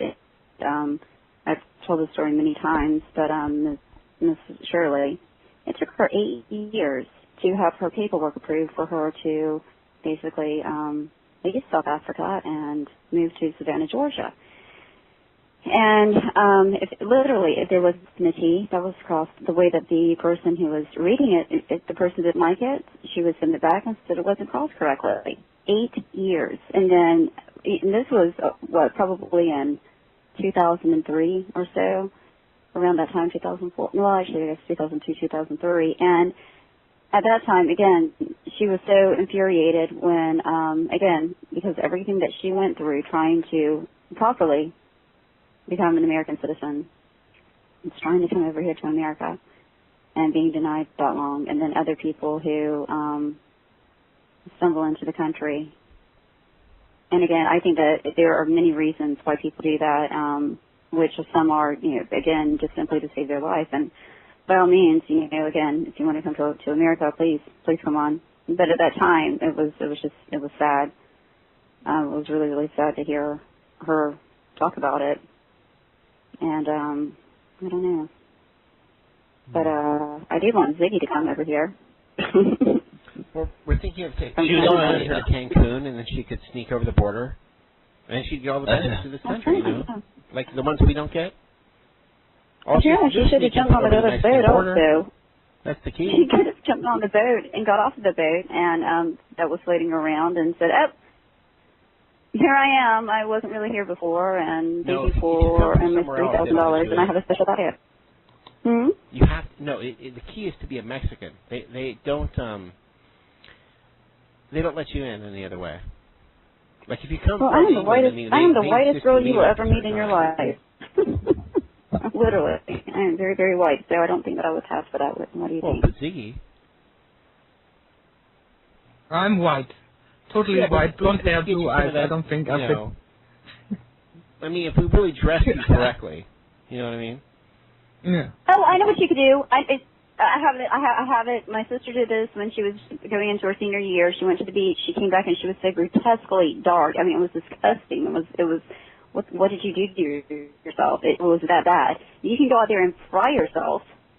No, I have put in brown contact I have lenses. another idea.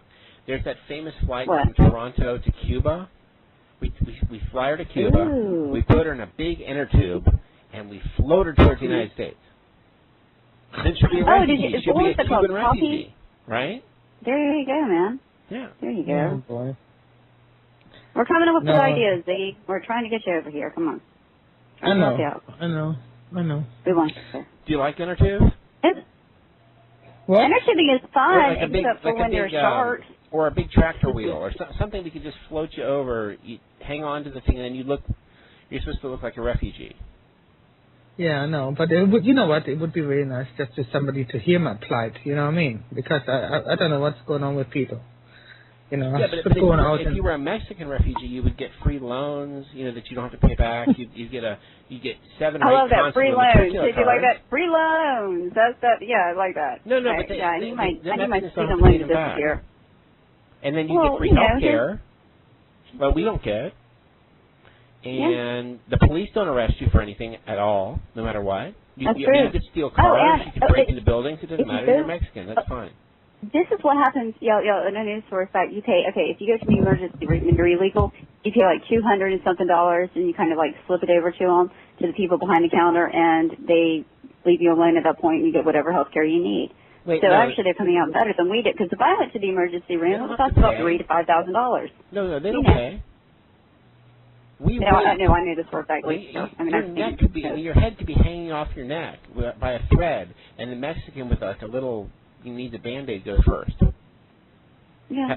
Yeah. Well, especially, we're polite here in America. Again, if you're a guest, by all means. You know? I'll tell you something though. I mean, this is no word of a lie, okay? This is I'm totally serious now, right? If without one of my friends who gives me $10 to $15 a day, I would have been starving. You know. Doggone it! I haven't said that thing to you, and I'm a horrible person. Doggone it! No. But you know what? Otherwise, no, I wouldn't. I would have had nothing a few weeks back. I mean, they come here every day and just give me like $10 to $15 what they can afford. That's really wonderful. So, it's not tons, but it's consistent. No, but that's more. Yeah, I mean, I don't eat every day. Again, because of again, finances. It's just for bread and milk and dog and cat food and something for the boys. Great. Hey, I have a question for you. Did that idiot ever respond to you again about the bread and water? No. Oh my God, that was the worst story ever. You should make a video about that. That was fabulous. It was great. I still want that documentation because I want to write an article about it and put it in a paper where it might actually make a difference. Did he send you a letter or was it email? Email. Okay. Well, we'll still print. We can print that out. Oh yeah. And prove it. But you know what? Every day I wait for a miracle. So every minute. And you know what? Every day is a miracle. Every minute is a miracle. Because think about this, Ziggy. I mean, again, I think that we've all been through our own form of hell, and still going through it in a sense. And at the same time, again, it is miraculous that there's somebody that cares about you that much, that does that for you, that is able to assist you like that. That is a miracle to me. That is. Again, you. I mean, they're great. They're great big family, right? They're still got their old family values. There's a grandma still living there, sons are living there, and mom and dad and uncles. They're all living in a great big house. right? So actually, you know, they're not wealthy, but they're all working and all put their money together, you know, because I mean, you know, and then you know they send some money. That's why I do what I do for my family and for my mom. You know, again, it pains me, you know, again, but at the same time, it's the right thing to do. You know? Oh, you know what? Yeah, and you know what really upset me this morning? It really, it was like Ref J always wants to slap somebody with a fish in the face. I mean, I really had a fish in the face slapped today, really. I mean, you did? I really felt really bad. What happened? Yeah. Well, you know, I got in touch with my aunt's daughter, but she got in touch with me. I talked to her twice now, right? Today, I really did ask for help, you know. And she said, you know, not in so many words, don't bother us again. You're an embarrassment. No, you're not. And if you're, no, you're not. And again, you're born into a family. You are born into a family, and then you choose your own family. And again, you have an extended family all over the world. They're not good enough to know you. Exactly. You know what I mean? Yeah, well, I was an embarrassment to the family, you know, not to contact her again. Ridiculous. It's the other way around. Oh my gosh! I mean, I feel compelled to give them a call. I feel compelled to actually visit them. I do. I feel compelled to communicate a couple of choice words that perhaps they might understand. That actually they are the embarrassment, because if they're not going to help you, you are one of the finest people that I know. You are. You're a wonderful lady. And for them to turn their back on you, yeah, I have a problem with that. And I understand this too, because again, it's funny how families seem to use the hell out of certain people and then toss them in the wind, and then when they need help, all of a sudden, they're an embarrassment? Really? Yeah, but I haven't been really in touch with them for over 30 years, you know. So, no, but you helped them when you were young. I know you did. Yeah. Yeah. When I say young, I'm talking about, you know, younger than we are now. Yeah. Yeah. makes me laugh though, you know. So I'm always saying to people, you know, sometimes, you know, when they have arguments with their family, I said, you know, you don't know how lucky you are. Seriously. That's right. You are very, very true. You know? Mm-hmm. It's not you, it's them. Yeah, exactly. It's a complete reflection on them, not. I'm embarrassed that they exist. I am too, and I feel bad that you even had to have the same bloodline. I'm sorry. Yeah. But the thing is that you overcame that. You overcame it, Ziggy. You understand that? You're a survivor. No, I mean, I'm nothing like them. I know that, and that's why I never really fitted in there. I think I probably have got more of my dad's genes, and then I didn't know my dad. But I mean, I'm totally an alien to that family because I never had the way of thinking they did, or nothing like that. You know. Understandable. Well, but I was the cash cow. Ziggy, you're the white sheep in this family of black sheep. You see? And you're right. They usually say it exactly the opposite. Hey, you're right. African American sheep, Lenny. I can't stress how racist you are. No, oh my God. On the inside, you know when you shave them down, they're the same color. Did you know that? The hair. Yeah, but the black their eye color is a big deal. You know what I'm saying? Yeah, but they're African American color, but the African, I'm singing a song. They're not from Africa. They're different color sheep everywhere. The African American sheep, though, I mean, they drink the malt liquor, so you know that's how you can tell the difference. Hold on. I have a song to sing when now. Real racism shows up? What? It's my show. Be quiet. It's my shh. It goes like this. Thank you. I'm different. I don't care who knows it. Something about me's not the same. I'm different. Don't care who knows it. Not going to play those white sheep games. And that was from a commercial for a bank here. I don't know if y'all know about that bank. It was called American Federal at one point. And it was catchy. And, yeah, that's the whole thing is that people strive to be different and stand out, yet at the same time they're still the same. And so I took that to heart when I was 8 years old when I heard that. Bro, you should ask for your money back. I didn't put my money in there. For what? You should, for those singing lessons. They obviously didn't. Don't be a smart ass. Obviously, I did not even see that. That was more embarrassing to you. I will be a smart Louis ass. is embarrassing to us. And you're embarrassing to this. We all have our crosses to bear. Louis Louis. Because of the hair color of the sheep. What is this aggression now? We know that you're talented and very, very smart. You're an intelligent man. Okay. Let me. Since I see another Brooklynite in the room, yo, Pat, can you explain to these people why the aggression? Y'all live in a mean place. That's the bagels and cream cheese? No, it's not the bagels and cream cheese, and they're delicious. No, I like bagels and cream cheese. Personally, I like bagels and I like cream cheese. And my mother used to get angry at me about that. That's what happens in New York. Let me fuck his life up right now. I like hummus too. The Palestinians and Israelis, they all agree on hummus. At both sides.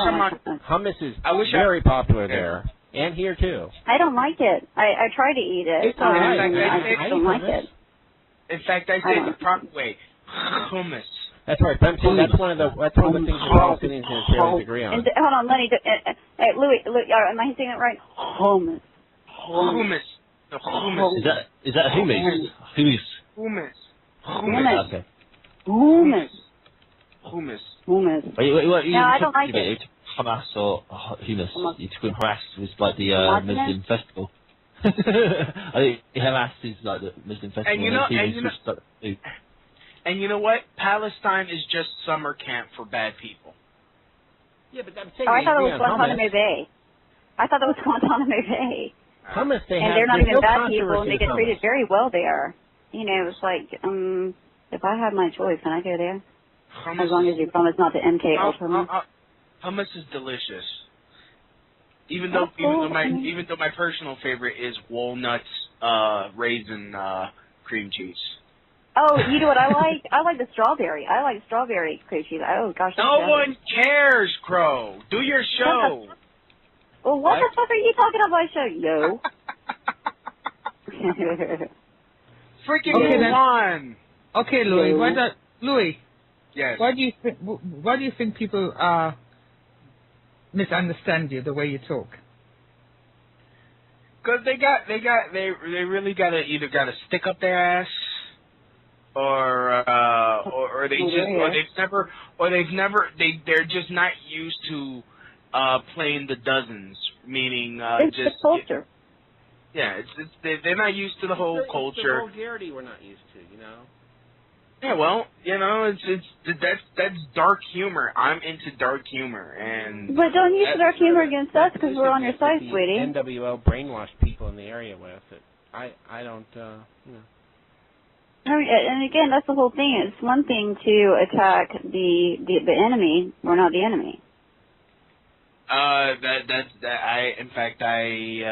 That's yet to be seen that you're not the enemy. Can you imagine a vulgar? Really? I know. Enemy's the enemy. Hello. Be Lenny. Hello. Oops, sorry. We only have voice words. Hello. And it's hello. I mean, hello. Cincinnati's 50-50 white and black, and we don't have that problem. Never seen that here. Half the population here is black. Come on, dude. We've put up with 2 blackouts. I'm telling you, black people here told me all about Zbigniew Brzezinski and who the real president of the United States was. They told me that Obama was a fraud. I knew it anyway, but they wanted to tell me. I knew. Oh, wait a minute. What are you talking about blackouts? Real quick, what are you talking about now? You never? Oh, I'm sorry. African Americans out when all the lights went off. That's yeah. That's not the way one would describe it. No, I thought when you said blackouts, I was thinking rolling blackouts with electricity. I was like, oh gosh, that's yeah. No, we let him speak. I want to hear about this real quick. We had the blackout in 1970 something, and then the recent one was back in 2005. You're not. You weren't. I know. You didn't. But I'm just saying. That. Yeah. Okay. He experienced one of them.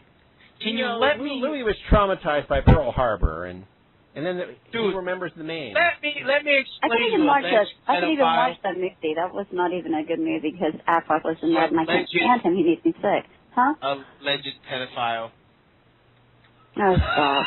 Don't make me stop it. No, look, again. I said alleged. No. I say alleged. Well, like I say that you're an alleged child rapist as well. And you know, is that right? No, it's wrong. It's not true. It's not true and it's unfounded. It's not true. I mean, hell, what was last night, Crow? What was last night? Exactly. What are you referring to? You know. No, I don't. If you're what? Because I wasn't. Are you? I wasn't on last night. I wasn't even on yesterday. So what? Would that have to do with the radio or what? What happened last night? Are you talking about a world event or what? All I'm saying is, good. You ate Campbell's soup? What? Well, you tasted like Campbell's soup. But,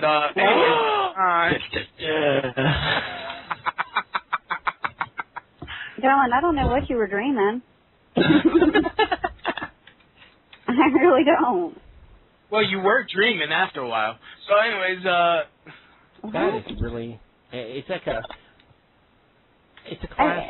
It's funny. It's funny because it's like we're in middle school. I don't understand. Help me out. I don't seriously. Are you gonna yell at me like you yell at everyone else? No. Have you heard me yell at you today? No.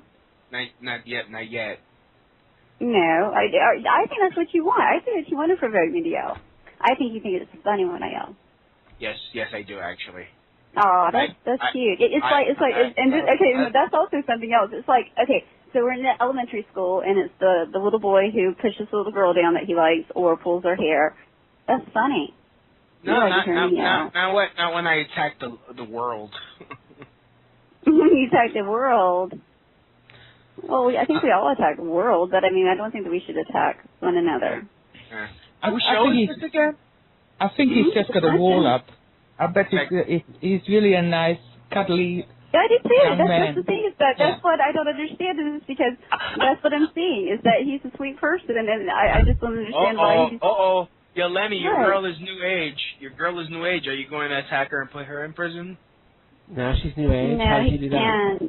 How's she new How age? did I become new age? That was a double tap statement too. But how is she new age? Because she's I think she could see me with her mind's eye. No, it's called using my brain and taking the information that I have, putting it together. It takes all 14 points. One of them by themselves is nothing, unless it's divination. And I think Lemmy lives in his own worshipful lodge in his stinky apartment. That's a fluke. I don't live anywhere near New York. Real quick, Louis, again, why do you have this great need to attack people? Oh no, not people. Not people. I focus. No, I mean just individuals. Okay, then individuals. Why? I focus my attacks. But why? What's the point? What is the point? Louis needs a good woman in his life to keep him in check. Nah, I had a good woman and I just dumped her because she was just so fucking tedious.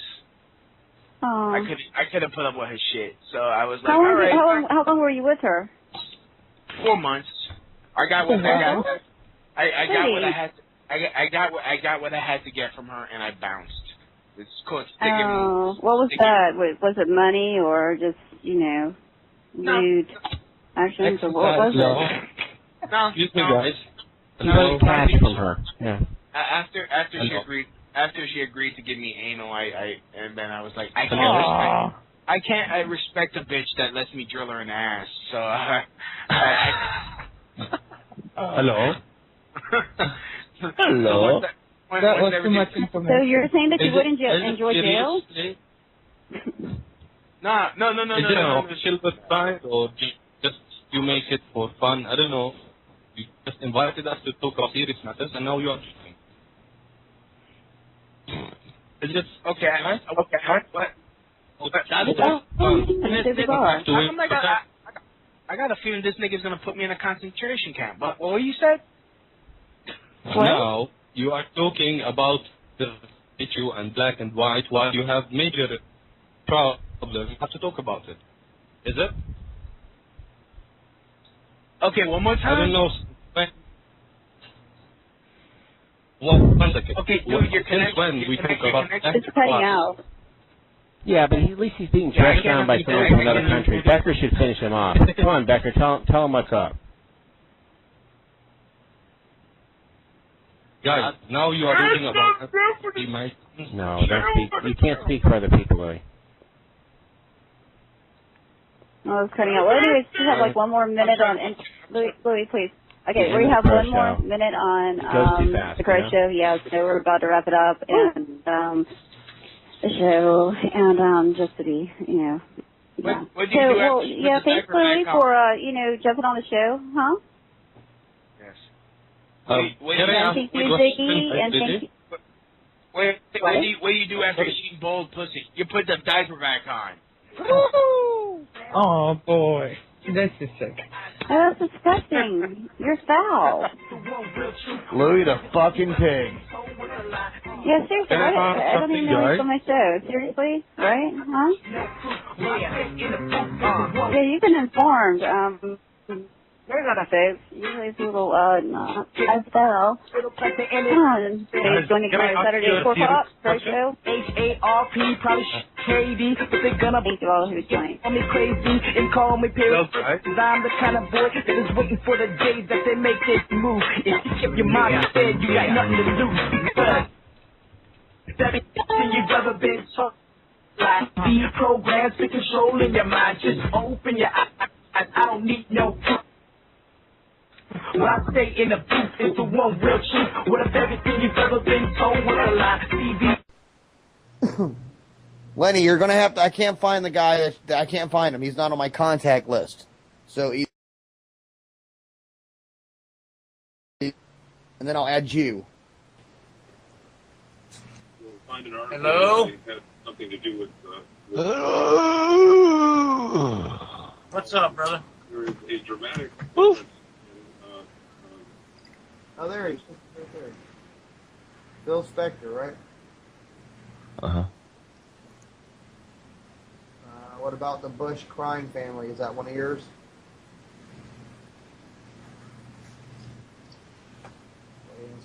Who's Doc Savage? This is Doc Savage. Someone called me. How you doing? I don't know. Do you know this is Informed Radio? Do you usually are you usually on here? Or? Well, I was. Yeah, I hadn't been on in about a week or so. But what's up, guys? How you doing, man? I don't know. I just don't know who everybody is, and then we have all the new hosts coming. Louis' program. I don't know who's who, so I just add everybody. Well, I am from 12160,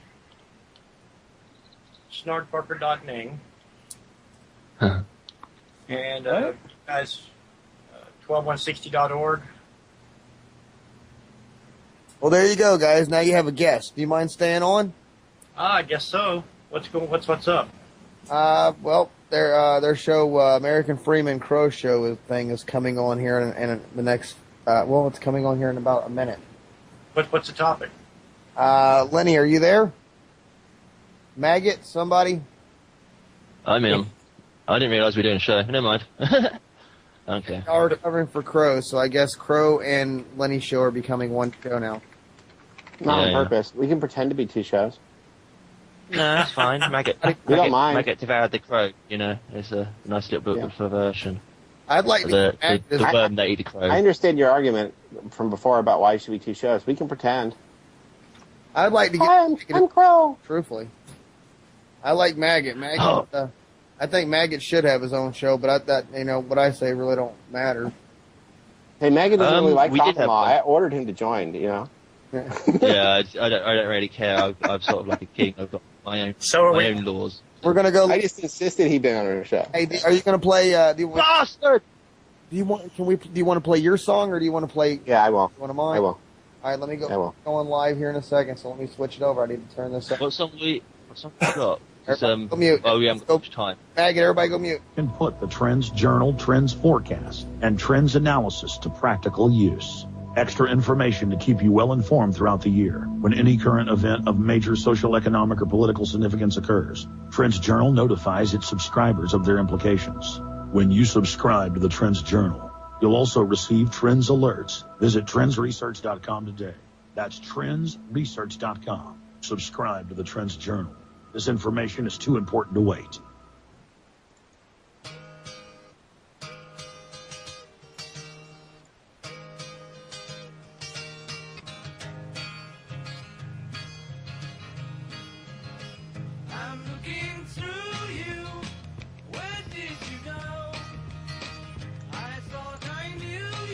Ryan.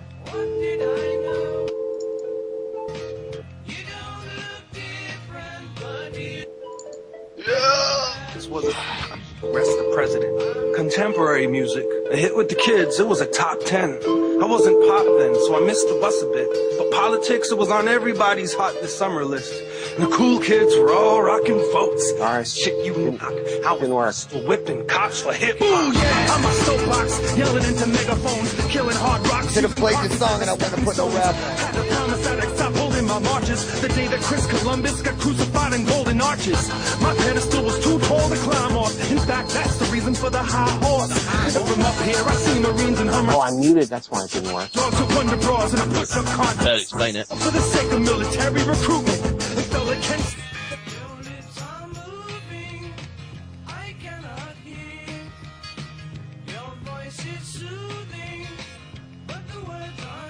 But you're a queer.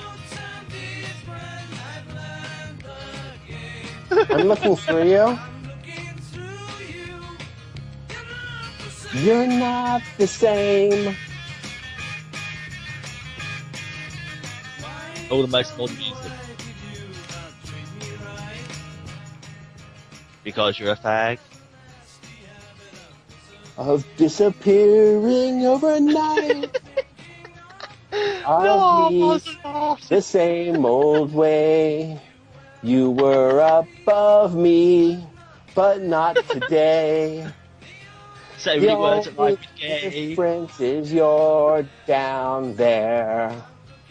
I'm looking through you, and you're nowhere. Why can't we have some decent grindcore or something like that? You know, just an intro music. That'd be better. Now, I could have done Iggy and the Stooges, but you know, I had Beatles up right then, and the cat really enjoys Beatles. Okay. I was thinking This Monkey's Gone to Heaven by the Pixies. That'd be quite funny. I don't know. We started with Monkey Sticky. I really do too. Hmm. I'm looking through you. Isn't that fantastic? Well, here I am. I actually the fan let me dial out correctly this time without, you know. It's my favorite crow. Hey, thank you. Yeah. Oh, I'll introduce you to the murder of them at some point. Yeah. Maybe not. I might like some of the other ones better. You never know. Yeah, good luck with that. You never know. No, I'm just teasing. I have a good flock. This crow, it's 4:04 p.m. We're uninformed. Great show. I have Lenny here, and who else do I have with me? I'm on. Maggot. Yes. Maggot's on. Maggot's on twice. Yeah. It's great. Yes. Very good. Well, what were you talking about? Because I look up, I have a very rude neighbor. Apparently they're from the north, and they knock on the door like the police and stomp around as if they are, I don't know, rude people. Obviously from the north. Yes. You're saying they're Yankees? Yes, that is what I'm saying. I'm from the north, like me. Yes, but it's not that part of the north where it's rude. Oh, okay. There's a difference. Huh. So, I think I'm going to have a talk with my neighbor. That's going to be a good time. How can I do this without going to jail? You could move to Ohio? Yeah, I could do that. I can't do that either. What do you got to do without going to jail, Crow? Talk to me. Well, here's the thing, is that this woman just moved in, and again, she has a yappy-ass dog from hell. It echoes. Huh. these people that come in, they bang on the door. I kid you not, they sound like the fucking police every time that they knock on the door. And they speak loudly, knowing that it echoes. They're just rude as hell. Well, and I've had good neighbors across the hall. I mean, seriously, I had really good neighbors there for 2.5 years, and because of the management, now they're gone, and I have, riffraff there. Well, just because they speak loud does not make them riffraff. I happen to speak very loudly. I come from a long, loud family. Do you understand? Yeah. Some people are just loud. Well, that's the thing, that you have to be considerate to your neighbors, though, in an apartment situation. Yeah, but you also don't got to feel like you're walking on eggshells. That's tyranny. Now, I understand you don't like when people talk outside loud. There's Ruth don't like when cars go by loudly, and Lenny don't really like anything. You guys are all. You've got this horrible view of me. I'm really, really friendly, and not a stick in the mud at all. Personally, I'm particular, and again, if I wanted that, I would move to another completely different neighborhood. I mean, yeah, I'm sure it's around, but that's why I would live where I live. This is a good point, though, guys. How is society supposed to behave with one another? How are we supposed to behave within these societies? What? With the common law based on the Byzantine system, where what you want to do is you figure well, you might want to go rape and rob and do all that stuff, but then you're just writing them a blank check to come do it at your house. So that cuts out the more crazy behavior that you might want to do. Okay. And you think, wow, do I want this done at my house? No. Well, then don't do it. Okay, but what if I want to? Yeah, self-responsibility, in other words. What if I? Personal responsibility. What if I want to yell and scream in my yard and then take my loud-ass car and do donuts in my yard? Well, if that's okay for them to do in their yard next week, when you're trying to sleep. That's fine. I don't care. That's the thing. Is you got there's a couple of y'all in here are really, I don't know what the word is, but it's the people that peek out the windows that drive me fucking crazy when my grass is too high because you're reporting it. Who am I reporting it to? I don't agree that there should be anybody to report it to. Who would there be? The peace officer? Right. Sheriff tops. Surely not the policy enforcement officer. Those have to go. We can't have that anymore. Exactly. I agree. 100%. I agree 100%. Again, that's the whole thing. I haven't reported. I could have, but I haven't. No, see, she's joined the Crips, and her initiation is she has to bump someone off, and she wants to go do the neighbor. Stop. But absolutely not. Yeah. Yeah, no, absolutely not. Oh, no, it's fun. She's trying to think of something she can do without getting arrested. I don't want to say anything that's wrong to her, such as, incidentally, anything that has to do with her when you have people at 8 o'clock in the morning and you have people banging on the door. 8 o'clock in the morning, that's fine. The people are up and working. It's perfectly acceptable. Hopefully you have enough insulation in your house where you don't really hear. We don't. It's an apartment complex, and it's in a hallway that echoes. Their rights too. Don't infringe on their rights. They have a right when they wake up in the morning. If they like jumping up and down 150 times and screaming, "I like toaster strudels," they're allowed to do that. It's their. No, but there's actually rules. There are rules to follow here, and they're actually breaking some of the rules already. Fuck your rules. Oh my God. I'm going. Okay, and that's the whole thing. If you don't want to live in an area, you have to abide by the rules. You have to hang out with us more. That is more of a feel for who we really are. Shit I ever heard in my life. I'm sorry. You're jumping to conclusions. But that is fucking Gestapo. Fucking do my rules or I'll kick you out. Fuck that. No. You're jumping to conclusions things. You guys are on the right track. Yeah. How were these issues handled in the organic days of this country? How were these issues handled? You spoke your neighbor. No, this is what I've been trying to... Listen, Doc Savage. This is what we try to educate people about on our show, that what we had in America before the 1913 thing was, it was referred to as common law, and where the English got these concepts from was because the founding fathers were obsessed with the Byzantine system. Fuck ancient Greece. Nobody was interested in that. They were interested in the most successful government in history that was all about being personally responsible and did not micromanage your life. It took the mistakes of Rome on purpose and fixed the problem. Constantine moved the Roman Empire to Byzantium, and it lasted 1,100 years of success in a very modern society, just like America used to be.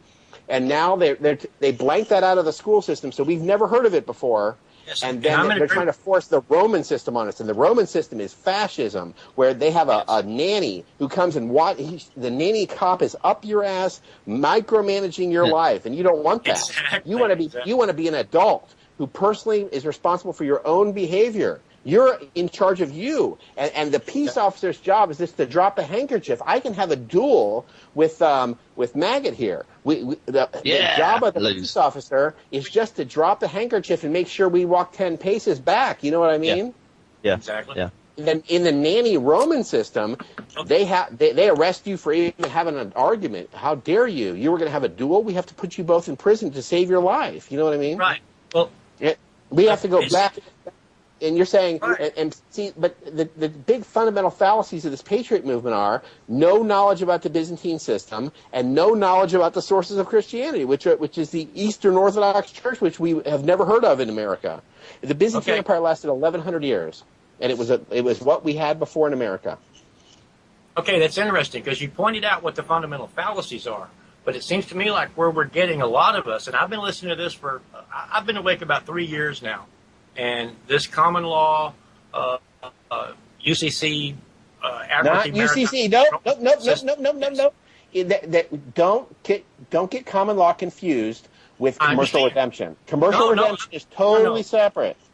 Exactly. Let me give you a foundation of what I'm talking about. For instance, the Declaration of Independence. This is going to sound like I'm sidetracking, and I'm not. It's very, very connected. The Declaration of Independence, which is our foundational document. Give a damn what anybody says. That's simple, direct truth. Speaks about a thing called self-evident truths. That's right. The thing about self-evident truths is once you hear them and process them just mentally in your mind, they become instantly clear that these are true. Correct? Yes. And that's why I said common law. And what I said was common law, and I was using that word as a contrastive thing. Common law versus UCC, Admiralty Maritime, Roman. Roman fascism. Roman fascism is what we have now. But the point is, with the common law foundations, everything was very simple. But there were some foundational principles, some foundational truths. Okay. But and what a lot of folks tend to, they talk all around it, trying to talk about it. What are the foundational principles for our society, this society in this country? Not what we're living under now. Number one. Don't harm people. Number two. Wait, there's 3 laws. Number 2, don't harm property. So many laws. And number 3, don't use force and fraud in your contracts. And that's it. Well, no, it's even simpler. Ignorance of the law is no excuse. It's even simpler than that, in my opinion. It's the golden rule. That's what kept the society together. It's property and it's contract. Property begins with who owns you. Who owns me? I own myself. Exactly. That means that I can do anything. That means that I can do any goddamn thing that I want to do. That's self-ownership. If it doesn't hurt anybody else. No. But wait a minute. Self-responsibility gives me the processing power to question myself whether I should do that or not. That's right. But the reason we do it is the golden rule. That's what the Byzantine Empire was, a Christian empire from the Eastern Orthodox Church, and it was the whole thing is it had an upside down pyramid, not the pyramid with a pin on the top. The pin is on the bottom, where now Constantine. You got to realize what kind of strength we're talking about here. When he was in Rome, he could tell everybody what to do. Everybody had to do what he said. He picked up the empire, moved it 800 miles to the east. Suddenly, he cannot get a sandwich made. He had a responsibility and not an authority. He turned the system on its head. You see what I'm talking about?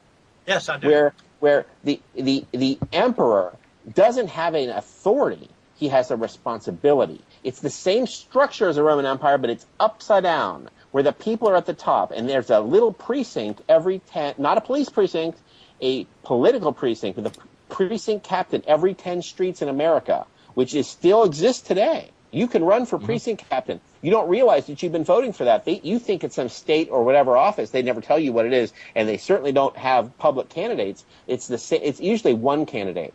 and it's just sitting on the ballot, and they froze our system, but it can be undone. It can be put active again. And if your precinct captain of your 10 streets says, we're not going for that, that's the end of the story. Yeah. The Byzantine Empire worked like it was ants. You ever see that ant movie where they have the ball? They all voluntarily got into that ball. But if they didn't want to, if any one of them didn't want to, they just stopped. And you're absolutely correct. Everything you've said so far is in agreement with the things that I know. Rome was telling you everybody around you is a criminal, and we have this outside threat, and that justifies the top-down control, and we can debauch the currency and screw you people.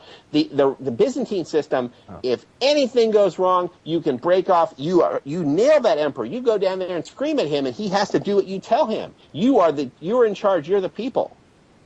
Isn't the current American? Isn't the current system of American society based on Roman fascism? Not slightly. Not slightly. 100%. Money. Yeah. I'm filibustering. Well, what is our guest saying? I want to hear what our guest has to say. He's agreeing. Yeah, well, he was saying, but he was trying to talk, so therefore. Go on. Well, I probably lost my place now. I was trying to get down to the fundamental principles, and there's basically two that I've come to. You mentioned them. I don't know your name, the young man who I'm in agreement with. What is your name? Lenny Bruce. Well, I still didn't catch it. I'm Doc Savage. I'm 6 anyway, just to make it clear again. We have two foundational principles, and that's basically property and contract. And with property begins with you, and then there are three foundational things related with that. Has there been any harm? What was the intent? And was there any damages that were incurred? The second deal about contract is a contract is very simple. Contract, all terms and conditions have to be known, comprehended, and agreed to by all the parties of the contract. Otherwise, it's an invalid contract, even if it's been already put into place. If any one of those three parts is not in totality, it's an invalid contract. It's just that very simple. But see, the founding fathers were not inventors. No, they weren't. The founding fathers were implementers of a very successful system they already had. But what they were, that they had read about in books.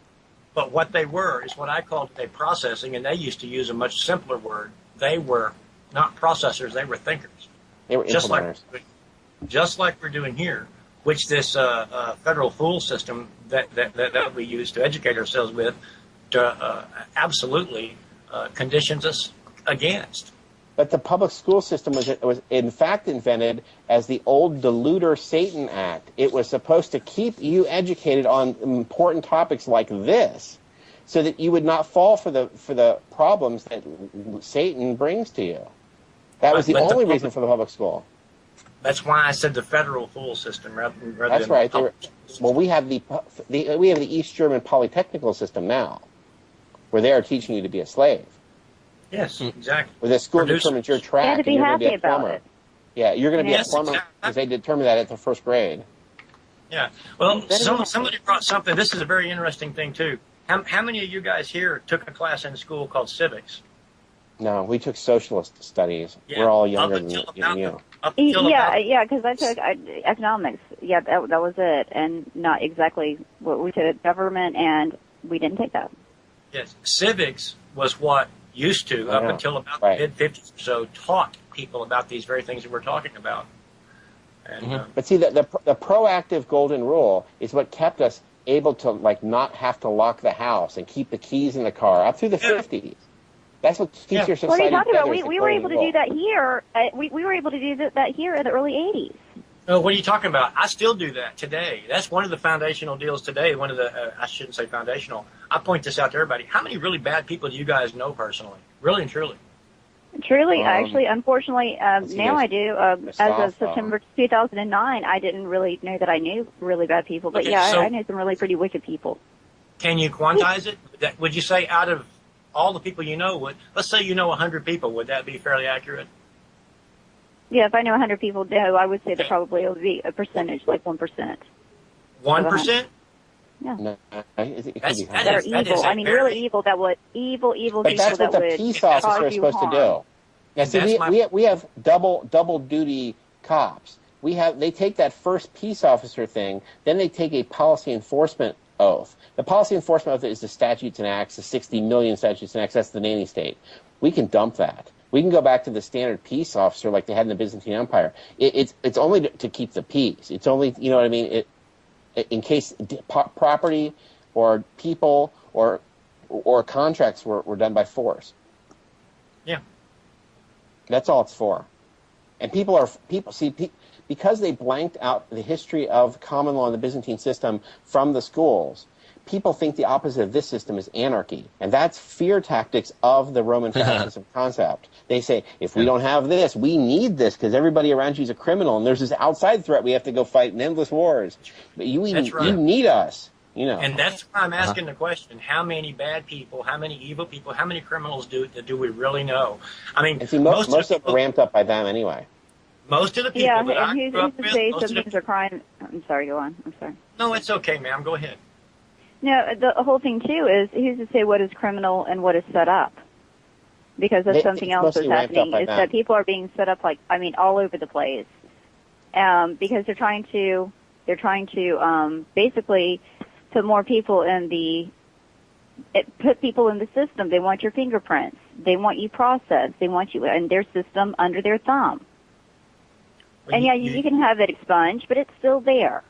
Well, you just reinforce what I'm trying to get at here. Yeah. Because this entire system, which as you quite eloquently put it, they're trying to tell us that we're all criminals.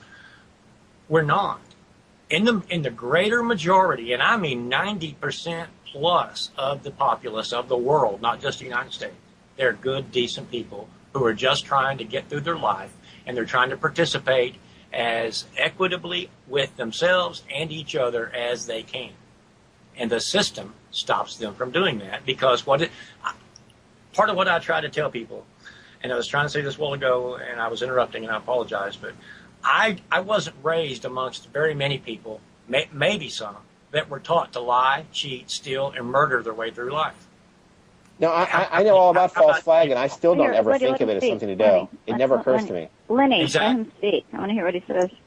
Well, and that is my point. We are taught that most of the people out there are out to get you, so we've got to have all these policies in place, and we've got to rezone the city so that you can only do industry over there, and you can only do a house over there, and you only have a farm over there, and it's all crap because most of us aren't bad people. It's only really and truly a very small minority of people who have actually put this stuff in place. And they've done it just through what the young man said, fear tactics, what the young lady spoke about, fear tactics, and they've done it through lies and deceptions and manipulation. That's right, and that's the way that they condition us. And we've all participated because just like in the 1930s when Franklin Roosevelt did what he did, give me all of your gold, we're in a lot of trouble right now, and that people said, what the fuck? Are you out of your mind? I'm not giving you my gold. He said, yeah, we're in a lot of trouble. If you don't give it to me, we're going to have a lot of trouble. And, of course, the stock market had gone nuts. And on purpose? On purpose? On purpose, yes. Yes, on purpose, just like today. So they went ahead and participated, even though they knew better in the first place. Because why? Their base instinct is, hey, that's one of us telling us this crap. He's not going to do us wrong. Because that's what we do initially. We've been taught through these systems, and a lot of it's through fiction, by the way. Lord of the Flies, you remember that seminal piece that teaches us that from childhood we're evil? What utter bullshit. What utter bullshit. The admiralty is done in fiction. That's Catholicism, isn't it? Admiralty is legal. It's called legal fiction. They act. Yes, exactly. That's exactly correct. That's exactly correct. And the simple truth of the matter is, even this system that they put in place, it's not only criminal, it's not only immoral. What the fuck is it even there for? Because the truth of the matter is, when it comes right down to it, I know I own myself. It's there to control you. I'll guarantee you each of it. But how is it controlling you? That's my point. I've been listening over the past week, and I apologize that I missed out on you guys, but I've been listening since Sunday to Revolution Broadcasting and Republic Broadcasting. And there's some very, very knowledgeable people that talk on those things, knowledgeable like you guys, and in other similar directions. And it sure seems to me that there's a lot of people waking up to this fictional bullshit system. Yeah. And it sure seems to me that we're very close to a revolutionary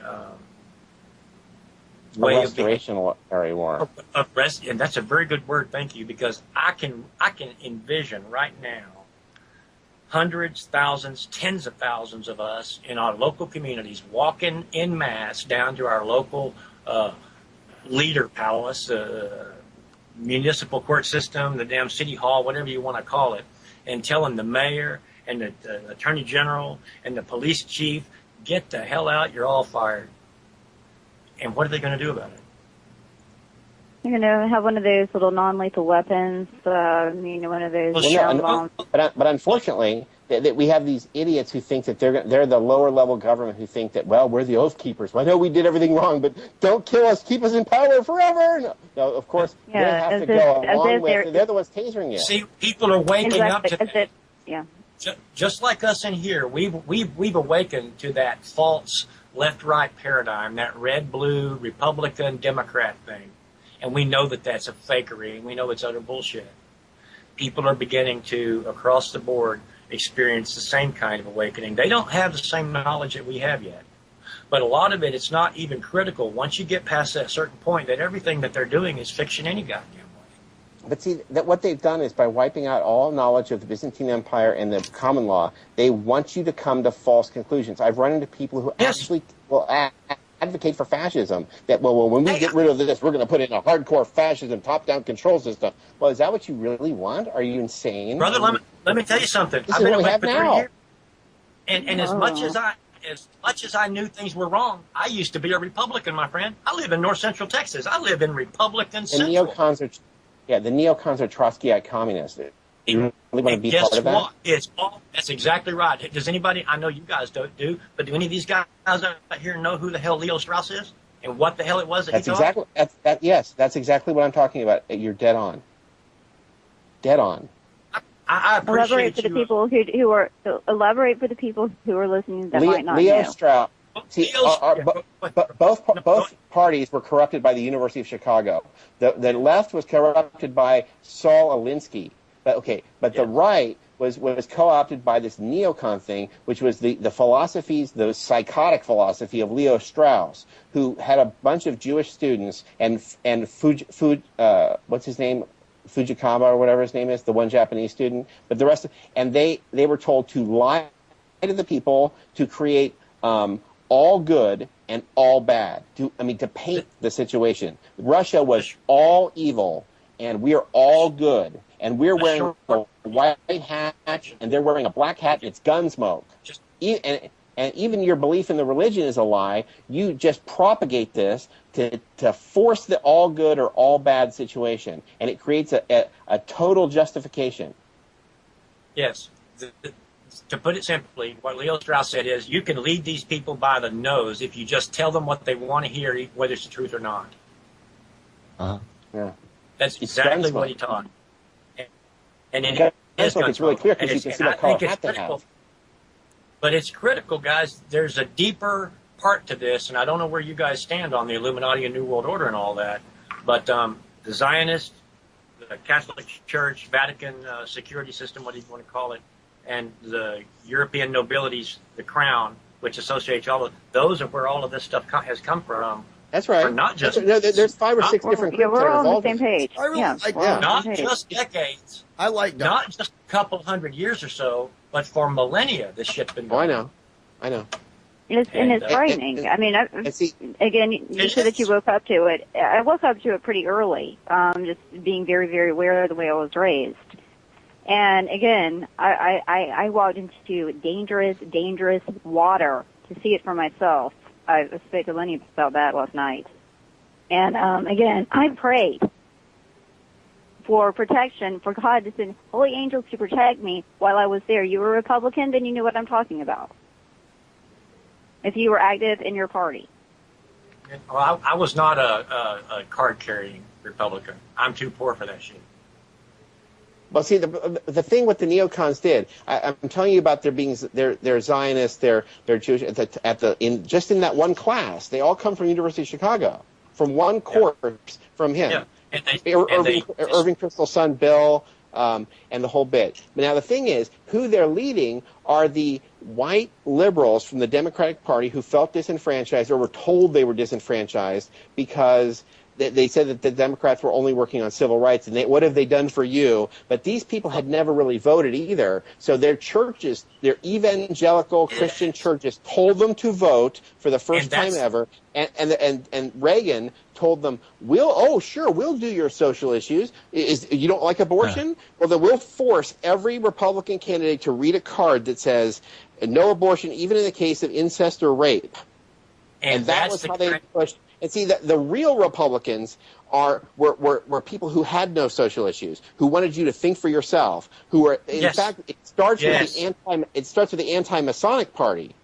And the whole idea was, it was really kind of, I think it's sort of funny to see the old tapes of Republicans from before 1940 or whatever, where they would say, what do you think about abortion? And they would say, well, I might have a view on that, but I want you to think for yourself. You know what I mean? That's not part of politics. See, Democrats and Republicans could not debate each other because they had no issues under which there was a conflict. One was about real politics, the other was totally about social issues, and they had nothing to fight about because they, you know what I mean?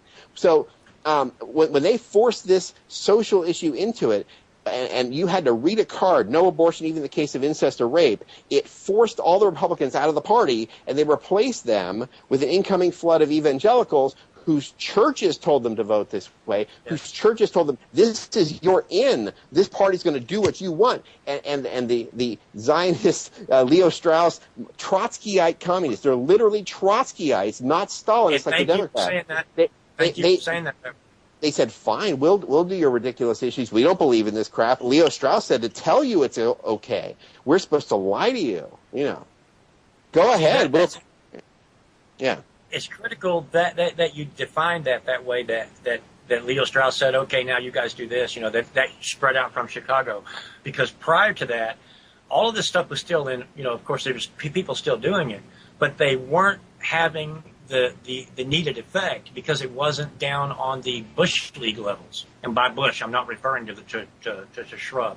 I'm just talking about the layman, the common person.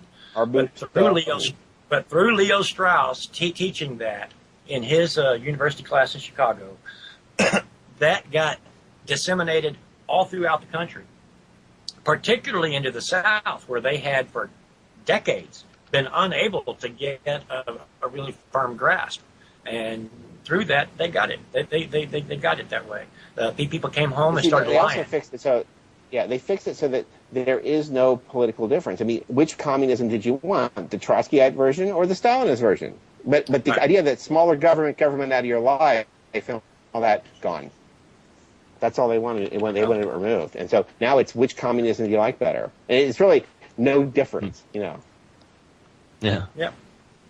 Although the thing about Trotsky is slightly different. Trotsky wanted a permanent revolution every 20 years. Or, you know what I mean? Or even sooner if necessary. That everybody would have to be killed in charge to put in new communism because they would become complacent. That's very interesting. You know, Jefferson wanted to completely renew the system of laws in our country every 20 years. Yeah. So all laws out because they knew that it would build up. You're only really supposed to have the free laws. That's a point. That's one of the points that I bring to people all the time, and it's not original with me, but I learned about this a long time ago. I saw it. You know, there's so many. I was raised in. I went to school. There were posters in our school. Ignorance of the law is no excuse. Basically, not ignorance about acts and statutes. There's 60 million of them. How could you couldn't read them in your whole life? That's the point I'm getting at. Even into the 50s, which is a little bit before my time, there were hundreds of thousands of laws on the books. There are millions. No, not laws. Look them up. They're called acts and statutes. They're by consent. I understand that. They're not laws. They're not laws at all anyway, because and there's a big difference between unlawful and illegal. Yes, sir. Illegal is your acts and statutes and ordinances. And those did you know that those are by consent, per incident, per act and statute? Okay, sir. I guess go ahead and what were you going to say, please? Oh, I don't know. I've gotten sidetracked. This happens to me all the time. I'm very disorganized in my mind. That's okay. So. I'm just trying to get you. I think that we all are. And again, I think it has to do with fan towers and fluoride in the water and our food. That probably has something to do with it. I agree. And I've been working for a while to overcome that, and it's been a very difficult job. And it is. And again, they want to say there's something wrong with you, and it's not. I mean, they created the problem. Yeah, we just had a guy down here went nuts and shot up a cop shop. What happened? Oh, this guy in a neighboring town, supposedly somebody who was more or less like us. He's a gun, what they call a gun nut. He was afraid the government, this is the way the MSM has portrayed him. He was afraid the government was going to take away our guns. So he gets a bunch of guns and ammunition together and goes and shoots up a police station because he's afraid the government will take away our guns. Oh, great. That's terrible. Oh, no. Yeah. See, when you have a loose cannon, yeah, exactly. And there's a loose cannon, somebody does that because they probably were taking the pharmaceutical drugs also, probably went off of them for a day, and then bam, guess what? It was a dual pronged thing because I'm going to go back to the gun nut attacking the police station in a second too, because there's an incredibly important point to that. Why he wouldn't have done that if that's really who he was. They're portraying him now as talking to underage girls on the internet. He was about 35, 39 years old supposedly, and telling them. But is he MK Ultra? Is he MK Ultra? I mean, is this Bonanza the NWO or what? I figured he was probably mind control myself, but that's my opinion. I don't have a clue. Can you imagine the reaction of the people in charge? Well, I mean, just clapping their hands and going, "Goody!" I mean, that must be the reaction. That they pointed out that he said one of his communiques on the internet was, "I'm mentally ill and don't take any medication," which tells me now, knowing how they work, that what the powers that be are trying to do is say, look, when people are sick, they need to be made to take their medication. But the other deal, the important thing is about the gun nut part of him. Okay, here's a guy who his neighbors all describe as, quiet, easy to get along with, polite, never had a problem out of him.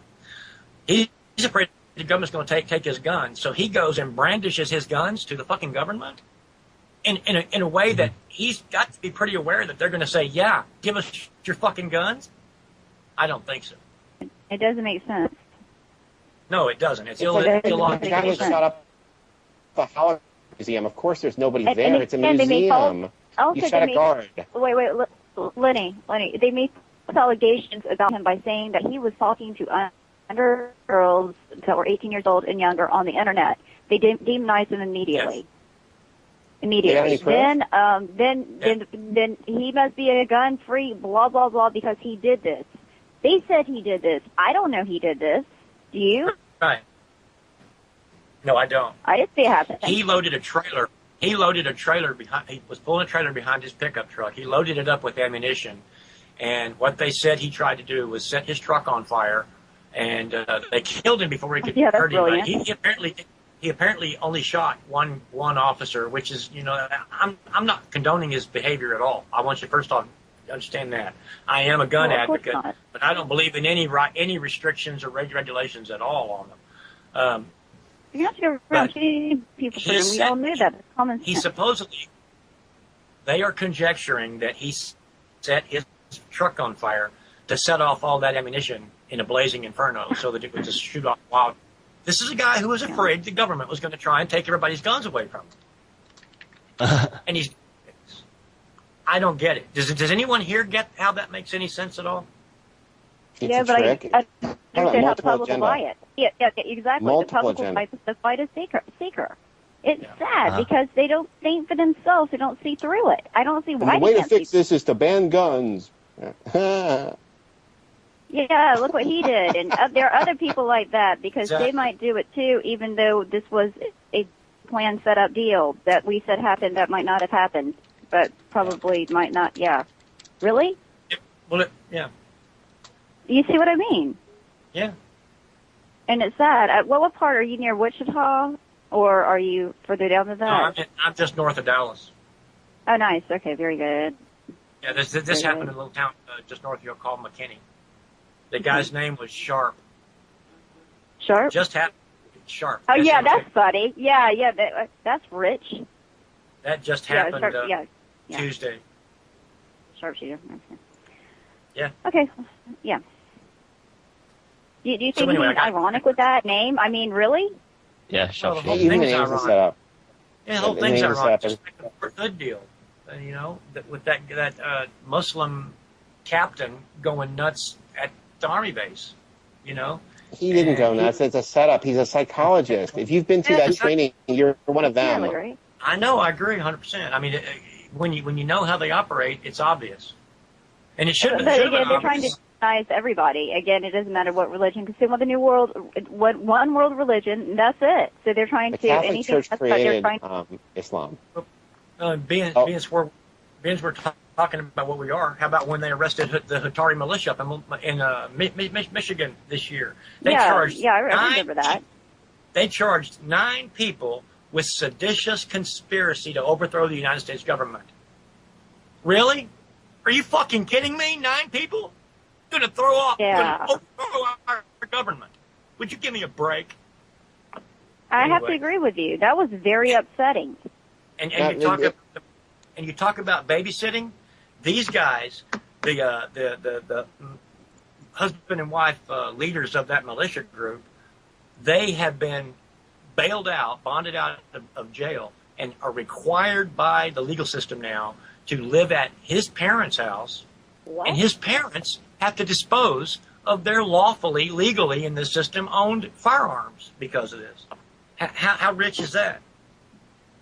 You know, I Standard wish that practice. you would. Will you post some information about that in the chat or send it to us? Because I'd like to review that again. I really would. It's pretty easy to find. I've got some text files. It may take me a while to dig them up. Okay. I appreciate But that. it's pretty easy to Hatari militia. I remember Liberty y'all talking about that on YouTube.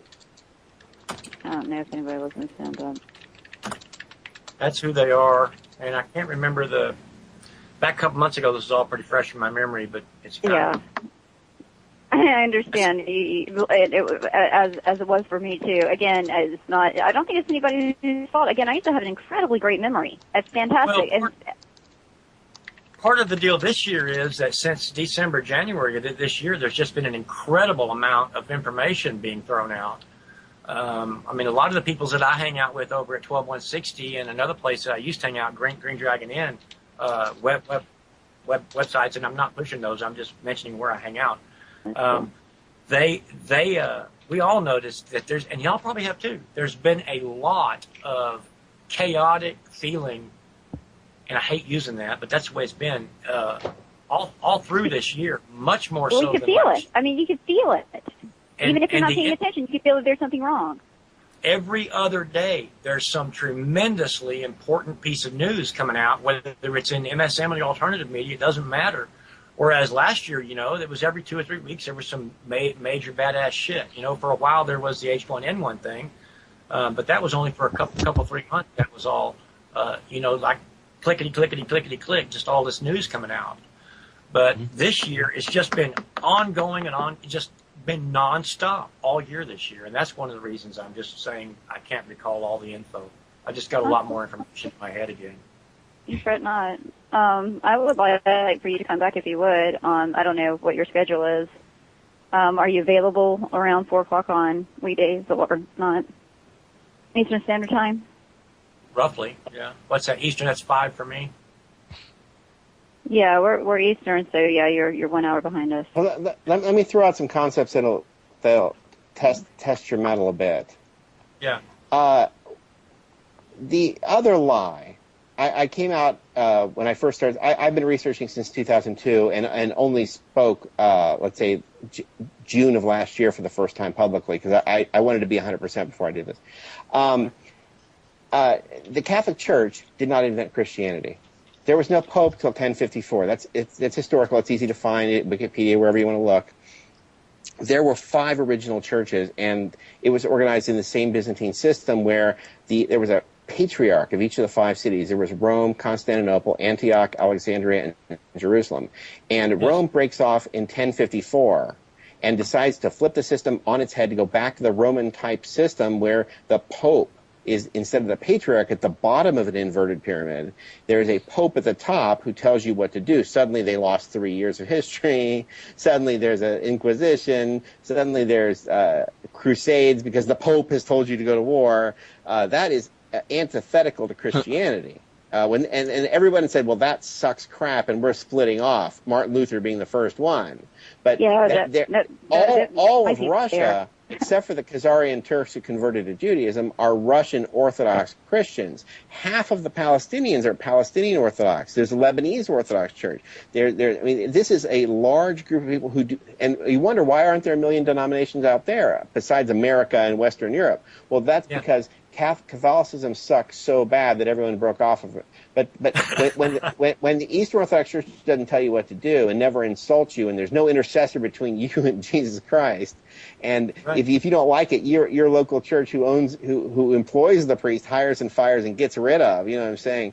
You're not being told what to do. You're not being insulted. You don't hate Christianity. You know what I mean? Yeah. What's the hate about it if it isn't telling you what to do? And people have never heard of this either. And no evangelical stuff. No missionaries. Missionaries precede an army. You know what I mean? That's when they destroy your culture and kill you and force their religion in Latin on you. You know, and their Bible in a foreign language. That's not the case with the rest of Christianity. I'm not advocating for it. I'm just telling you that they want a one world religion, and they recently, their Catholic Church that they own. They own the New Age, they own the Catholic Church, they own the sold-out other religions where they have the satanic reversals and stuff like that, where they have the people that think they're speaking in tongues, but they're just gibberish. You know what I mean? If I were speaking in tongues right now, everyone would understand me, including Japanese people and German people. I'd be speaking normally, and everybody would hear their own language. That would be tongues. Right. You know what I mean? Those are satanic reversals that Masons give you. But in real Christianity, there's no... it was just called Christianity until they got to America and found out there were all these weird denominations. They'd never heard of this before. I mean, the Baptists were so unaware of what was going on in Soviet Russia that the state told them they were atheists. So that they thought, wow, we're going to go convert them to Christianity. They got mocked when they got over there because the whole country is Russian Orthodox.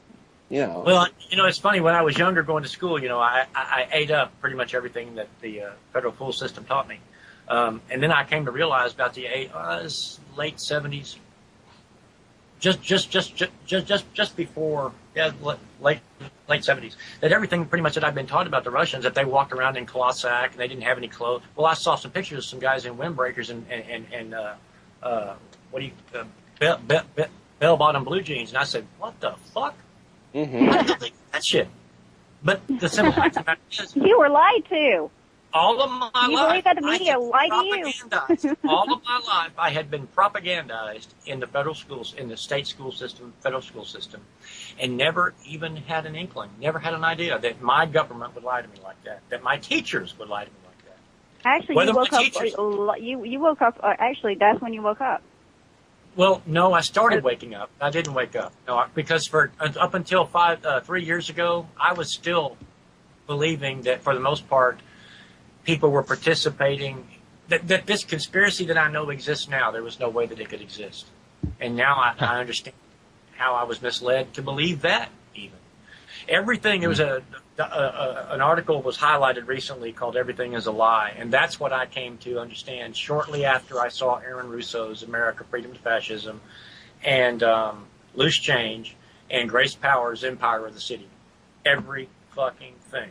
Yeah, that documentary is very important. It's also called Ring of Power. Ring of Power, yeah. Oh, yeah. It's Empire of the Three Cities. It is an incredibly poignant, wonderful, and knowledge-filled piece of work. I wish I could talk to that woman. I really do. No, you should see her second movie. You'd be so disappointed. I've seen it too. Monkey Blood. Yeah. That's one of the things. HIV. Sometimes people have only one thing to say. Watch out. It's not because they've got a comprehensive answer. Well, it's because that's what they're passionate about, is that one particular part. Yeah. Some people aren't passionate about the whole thing. When I say passionate, I can't believe I can use that word. And now I need another adjective, please. Besides that, I think that if I said that, and I want to throw up. I apologize. No, not at all. No, I mean, that's just me. I said it. But some people are just very enthusiastic. There you go. Enthusiastic about one subject. There we are. I generally try not to speak this way with most people, but I've listened to you guys' show before. Sure.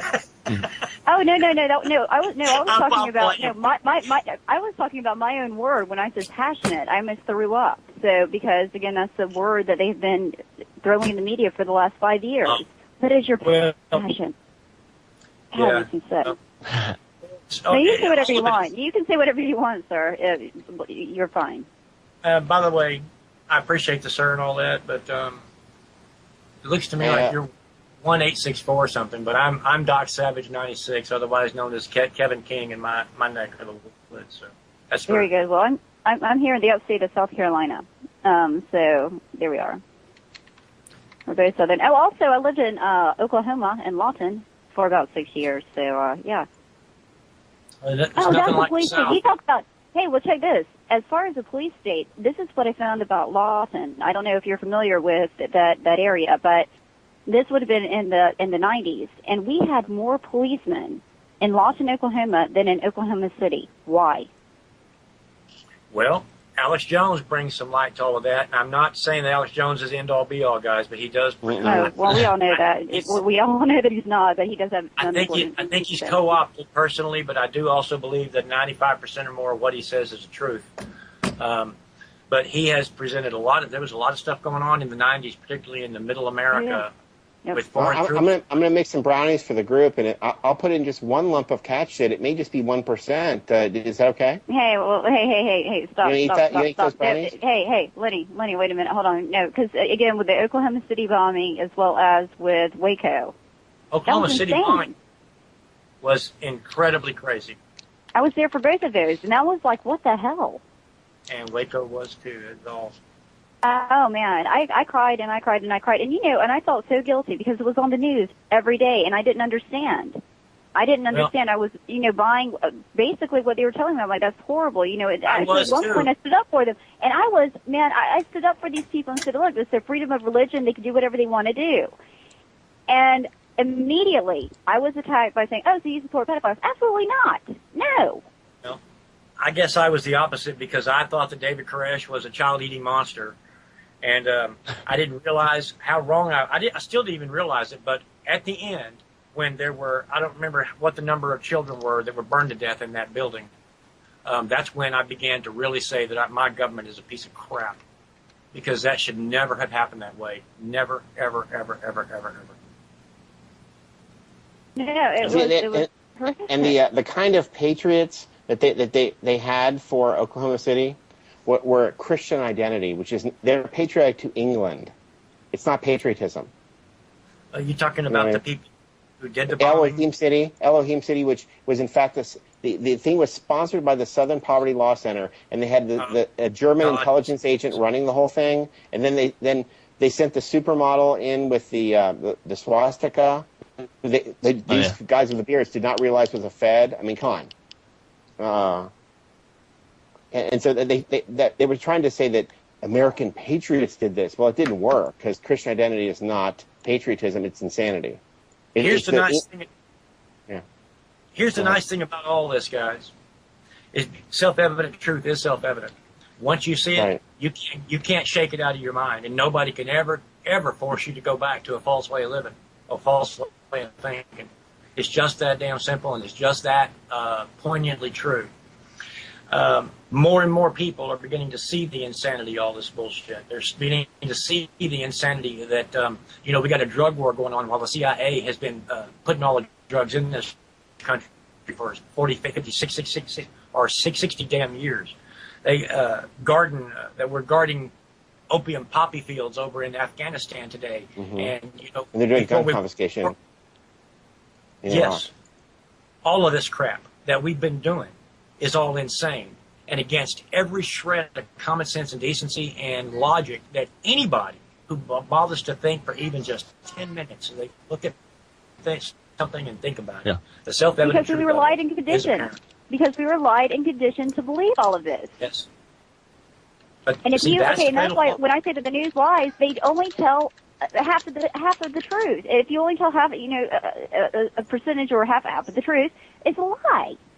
Oh yeah, we had a nice headline about the oil spill. The scientists talking out in the Dallas Morning News here just the other day. I think yesterday morning. I'm busy.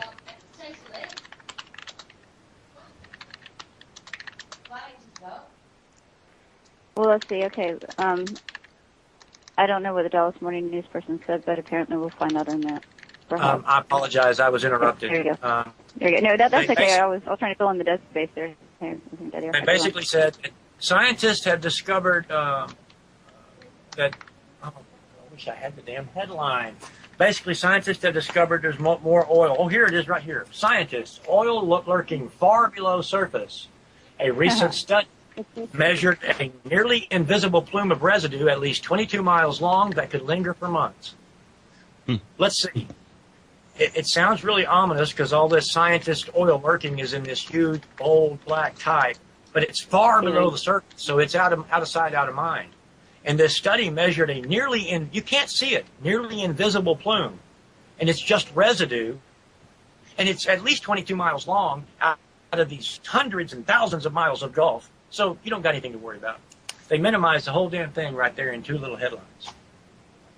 Yeah, well, in 2 ways also. It's like, okay, so it's there, you can't see it, it's deadly, and it's going to kill you, but at the same time, you can't see it. So don't worry, you're fine. I mean, what?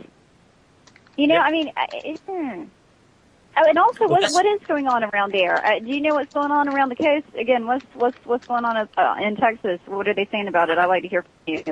Besides what the Dallas. I notice we're getting close to the top of the hour, but they're saying that food's safe to eat. I have neighbors, particularly of Hispanic ethnicity, who have been down to the coast and fishing. They brought me some shrimp back. I did not eat it. I suggested that they didn't either because of the correction. I was going to try and get it tested, but again, like I said, I'm poor and I never could hook up with anybody who could help me with that, so it's pretty much gone. I do know that back around around July the 4th is when it was. We had some overcast days up here, and there was a smell of oil, crude oil in the air. Oh, no. And there was also a funny feel to the sunshine. I can't explain it. You'd have to have been here. It was far hotter against your skin than it should have been, and I can only assume it was the Corexit or something like that had been brought up here with the weather.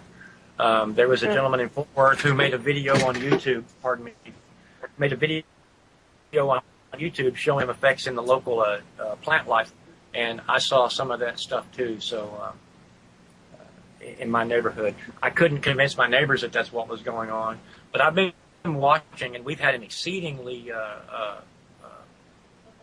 large shedding of leaves on certain trees around here that shouldn't. By this time of the year, they should be in full bloom rather than losing leaves. And and as far as rain, you've had a decent amount of rainfall also this year, correct? Well, I think we're personally getting back into the normal cycle. Maybe they're changing HARP's use up. Yeah, I'm into all this stuff. Yeah. So, yeah. The sun's working differently in its cycle again. I think that they have used HARP too, because we've been exceedingly dry for almost a decade up here. I mean, down here. And it seems, I was telling one of my nieces just the other day, because it was raining, but the sun was shining. I said, hey, when we were kids, we used to get that all the time. And we haven't seen that like that in a long, long time around here. It's either sunshiny or, or a little cloudy, or it's raining and it's completely overcast. You don't get that small summer shower anymore. Up until this year, really. I mean, I remember that. We had that here. I remember us as a child and just, being very happy about it and going outside and running around in the rain when it was raining and sunshine at the same time. I remember that. Well, we had real clouds. We didn't have chemtrails. It's kind of like the chemtrails from hell up here. Somebody pointed out on 12160 they put some pictures up of some strange cloud behavior, and it's really one of the things, the ways that they described it was clouds at right angles to each other, and that's what we get here over north. The new north. cloud. Oh, I've had triangle clouds. This is bizarre. Yes. I mean, Wow. just triangles. Kind of cloud out now. There's actually a brand new cloud. Brand new. You can look them up. They're Brand new. Straight from the factory. Yeah, and the guy that actually had the Weather Channel that created it, he's been trying to fight the government on this. He and 300 plus other meteorologists, and of course they're shut down continuously because he's running Al Gore. All right, we're at the top. We're at the end of the show. It's 5:00 p.m. on the Inform channel. This is Crow. We'll see you on Monday at 4 o'clock. I thank you all callers and guests that joined us. We'll talk to y'all soon. Bye bye. Thank you guys. It was incredibly cool. Hey, nobody go away because We've got another hour. yeah, you got another hour or so. Okay. We're to take over. We have another hour. Someone else now. Show.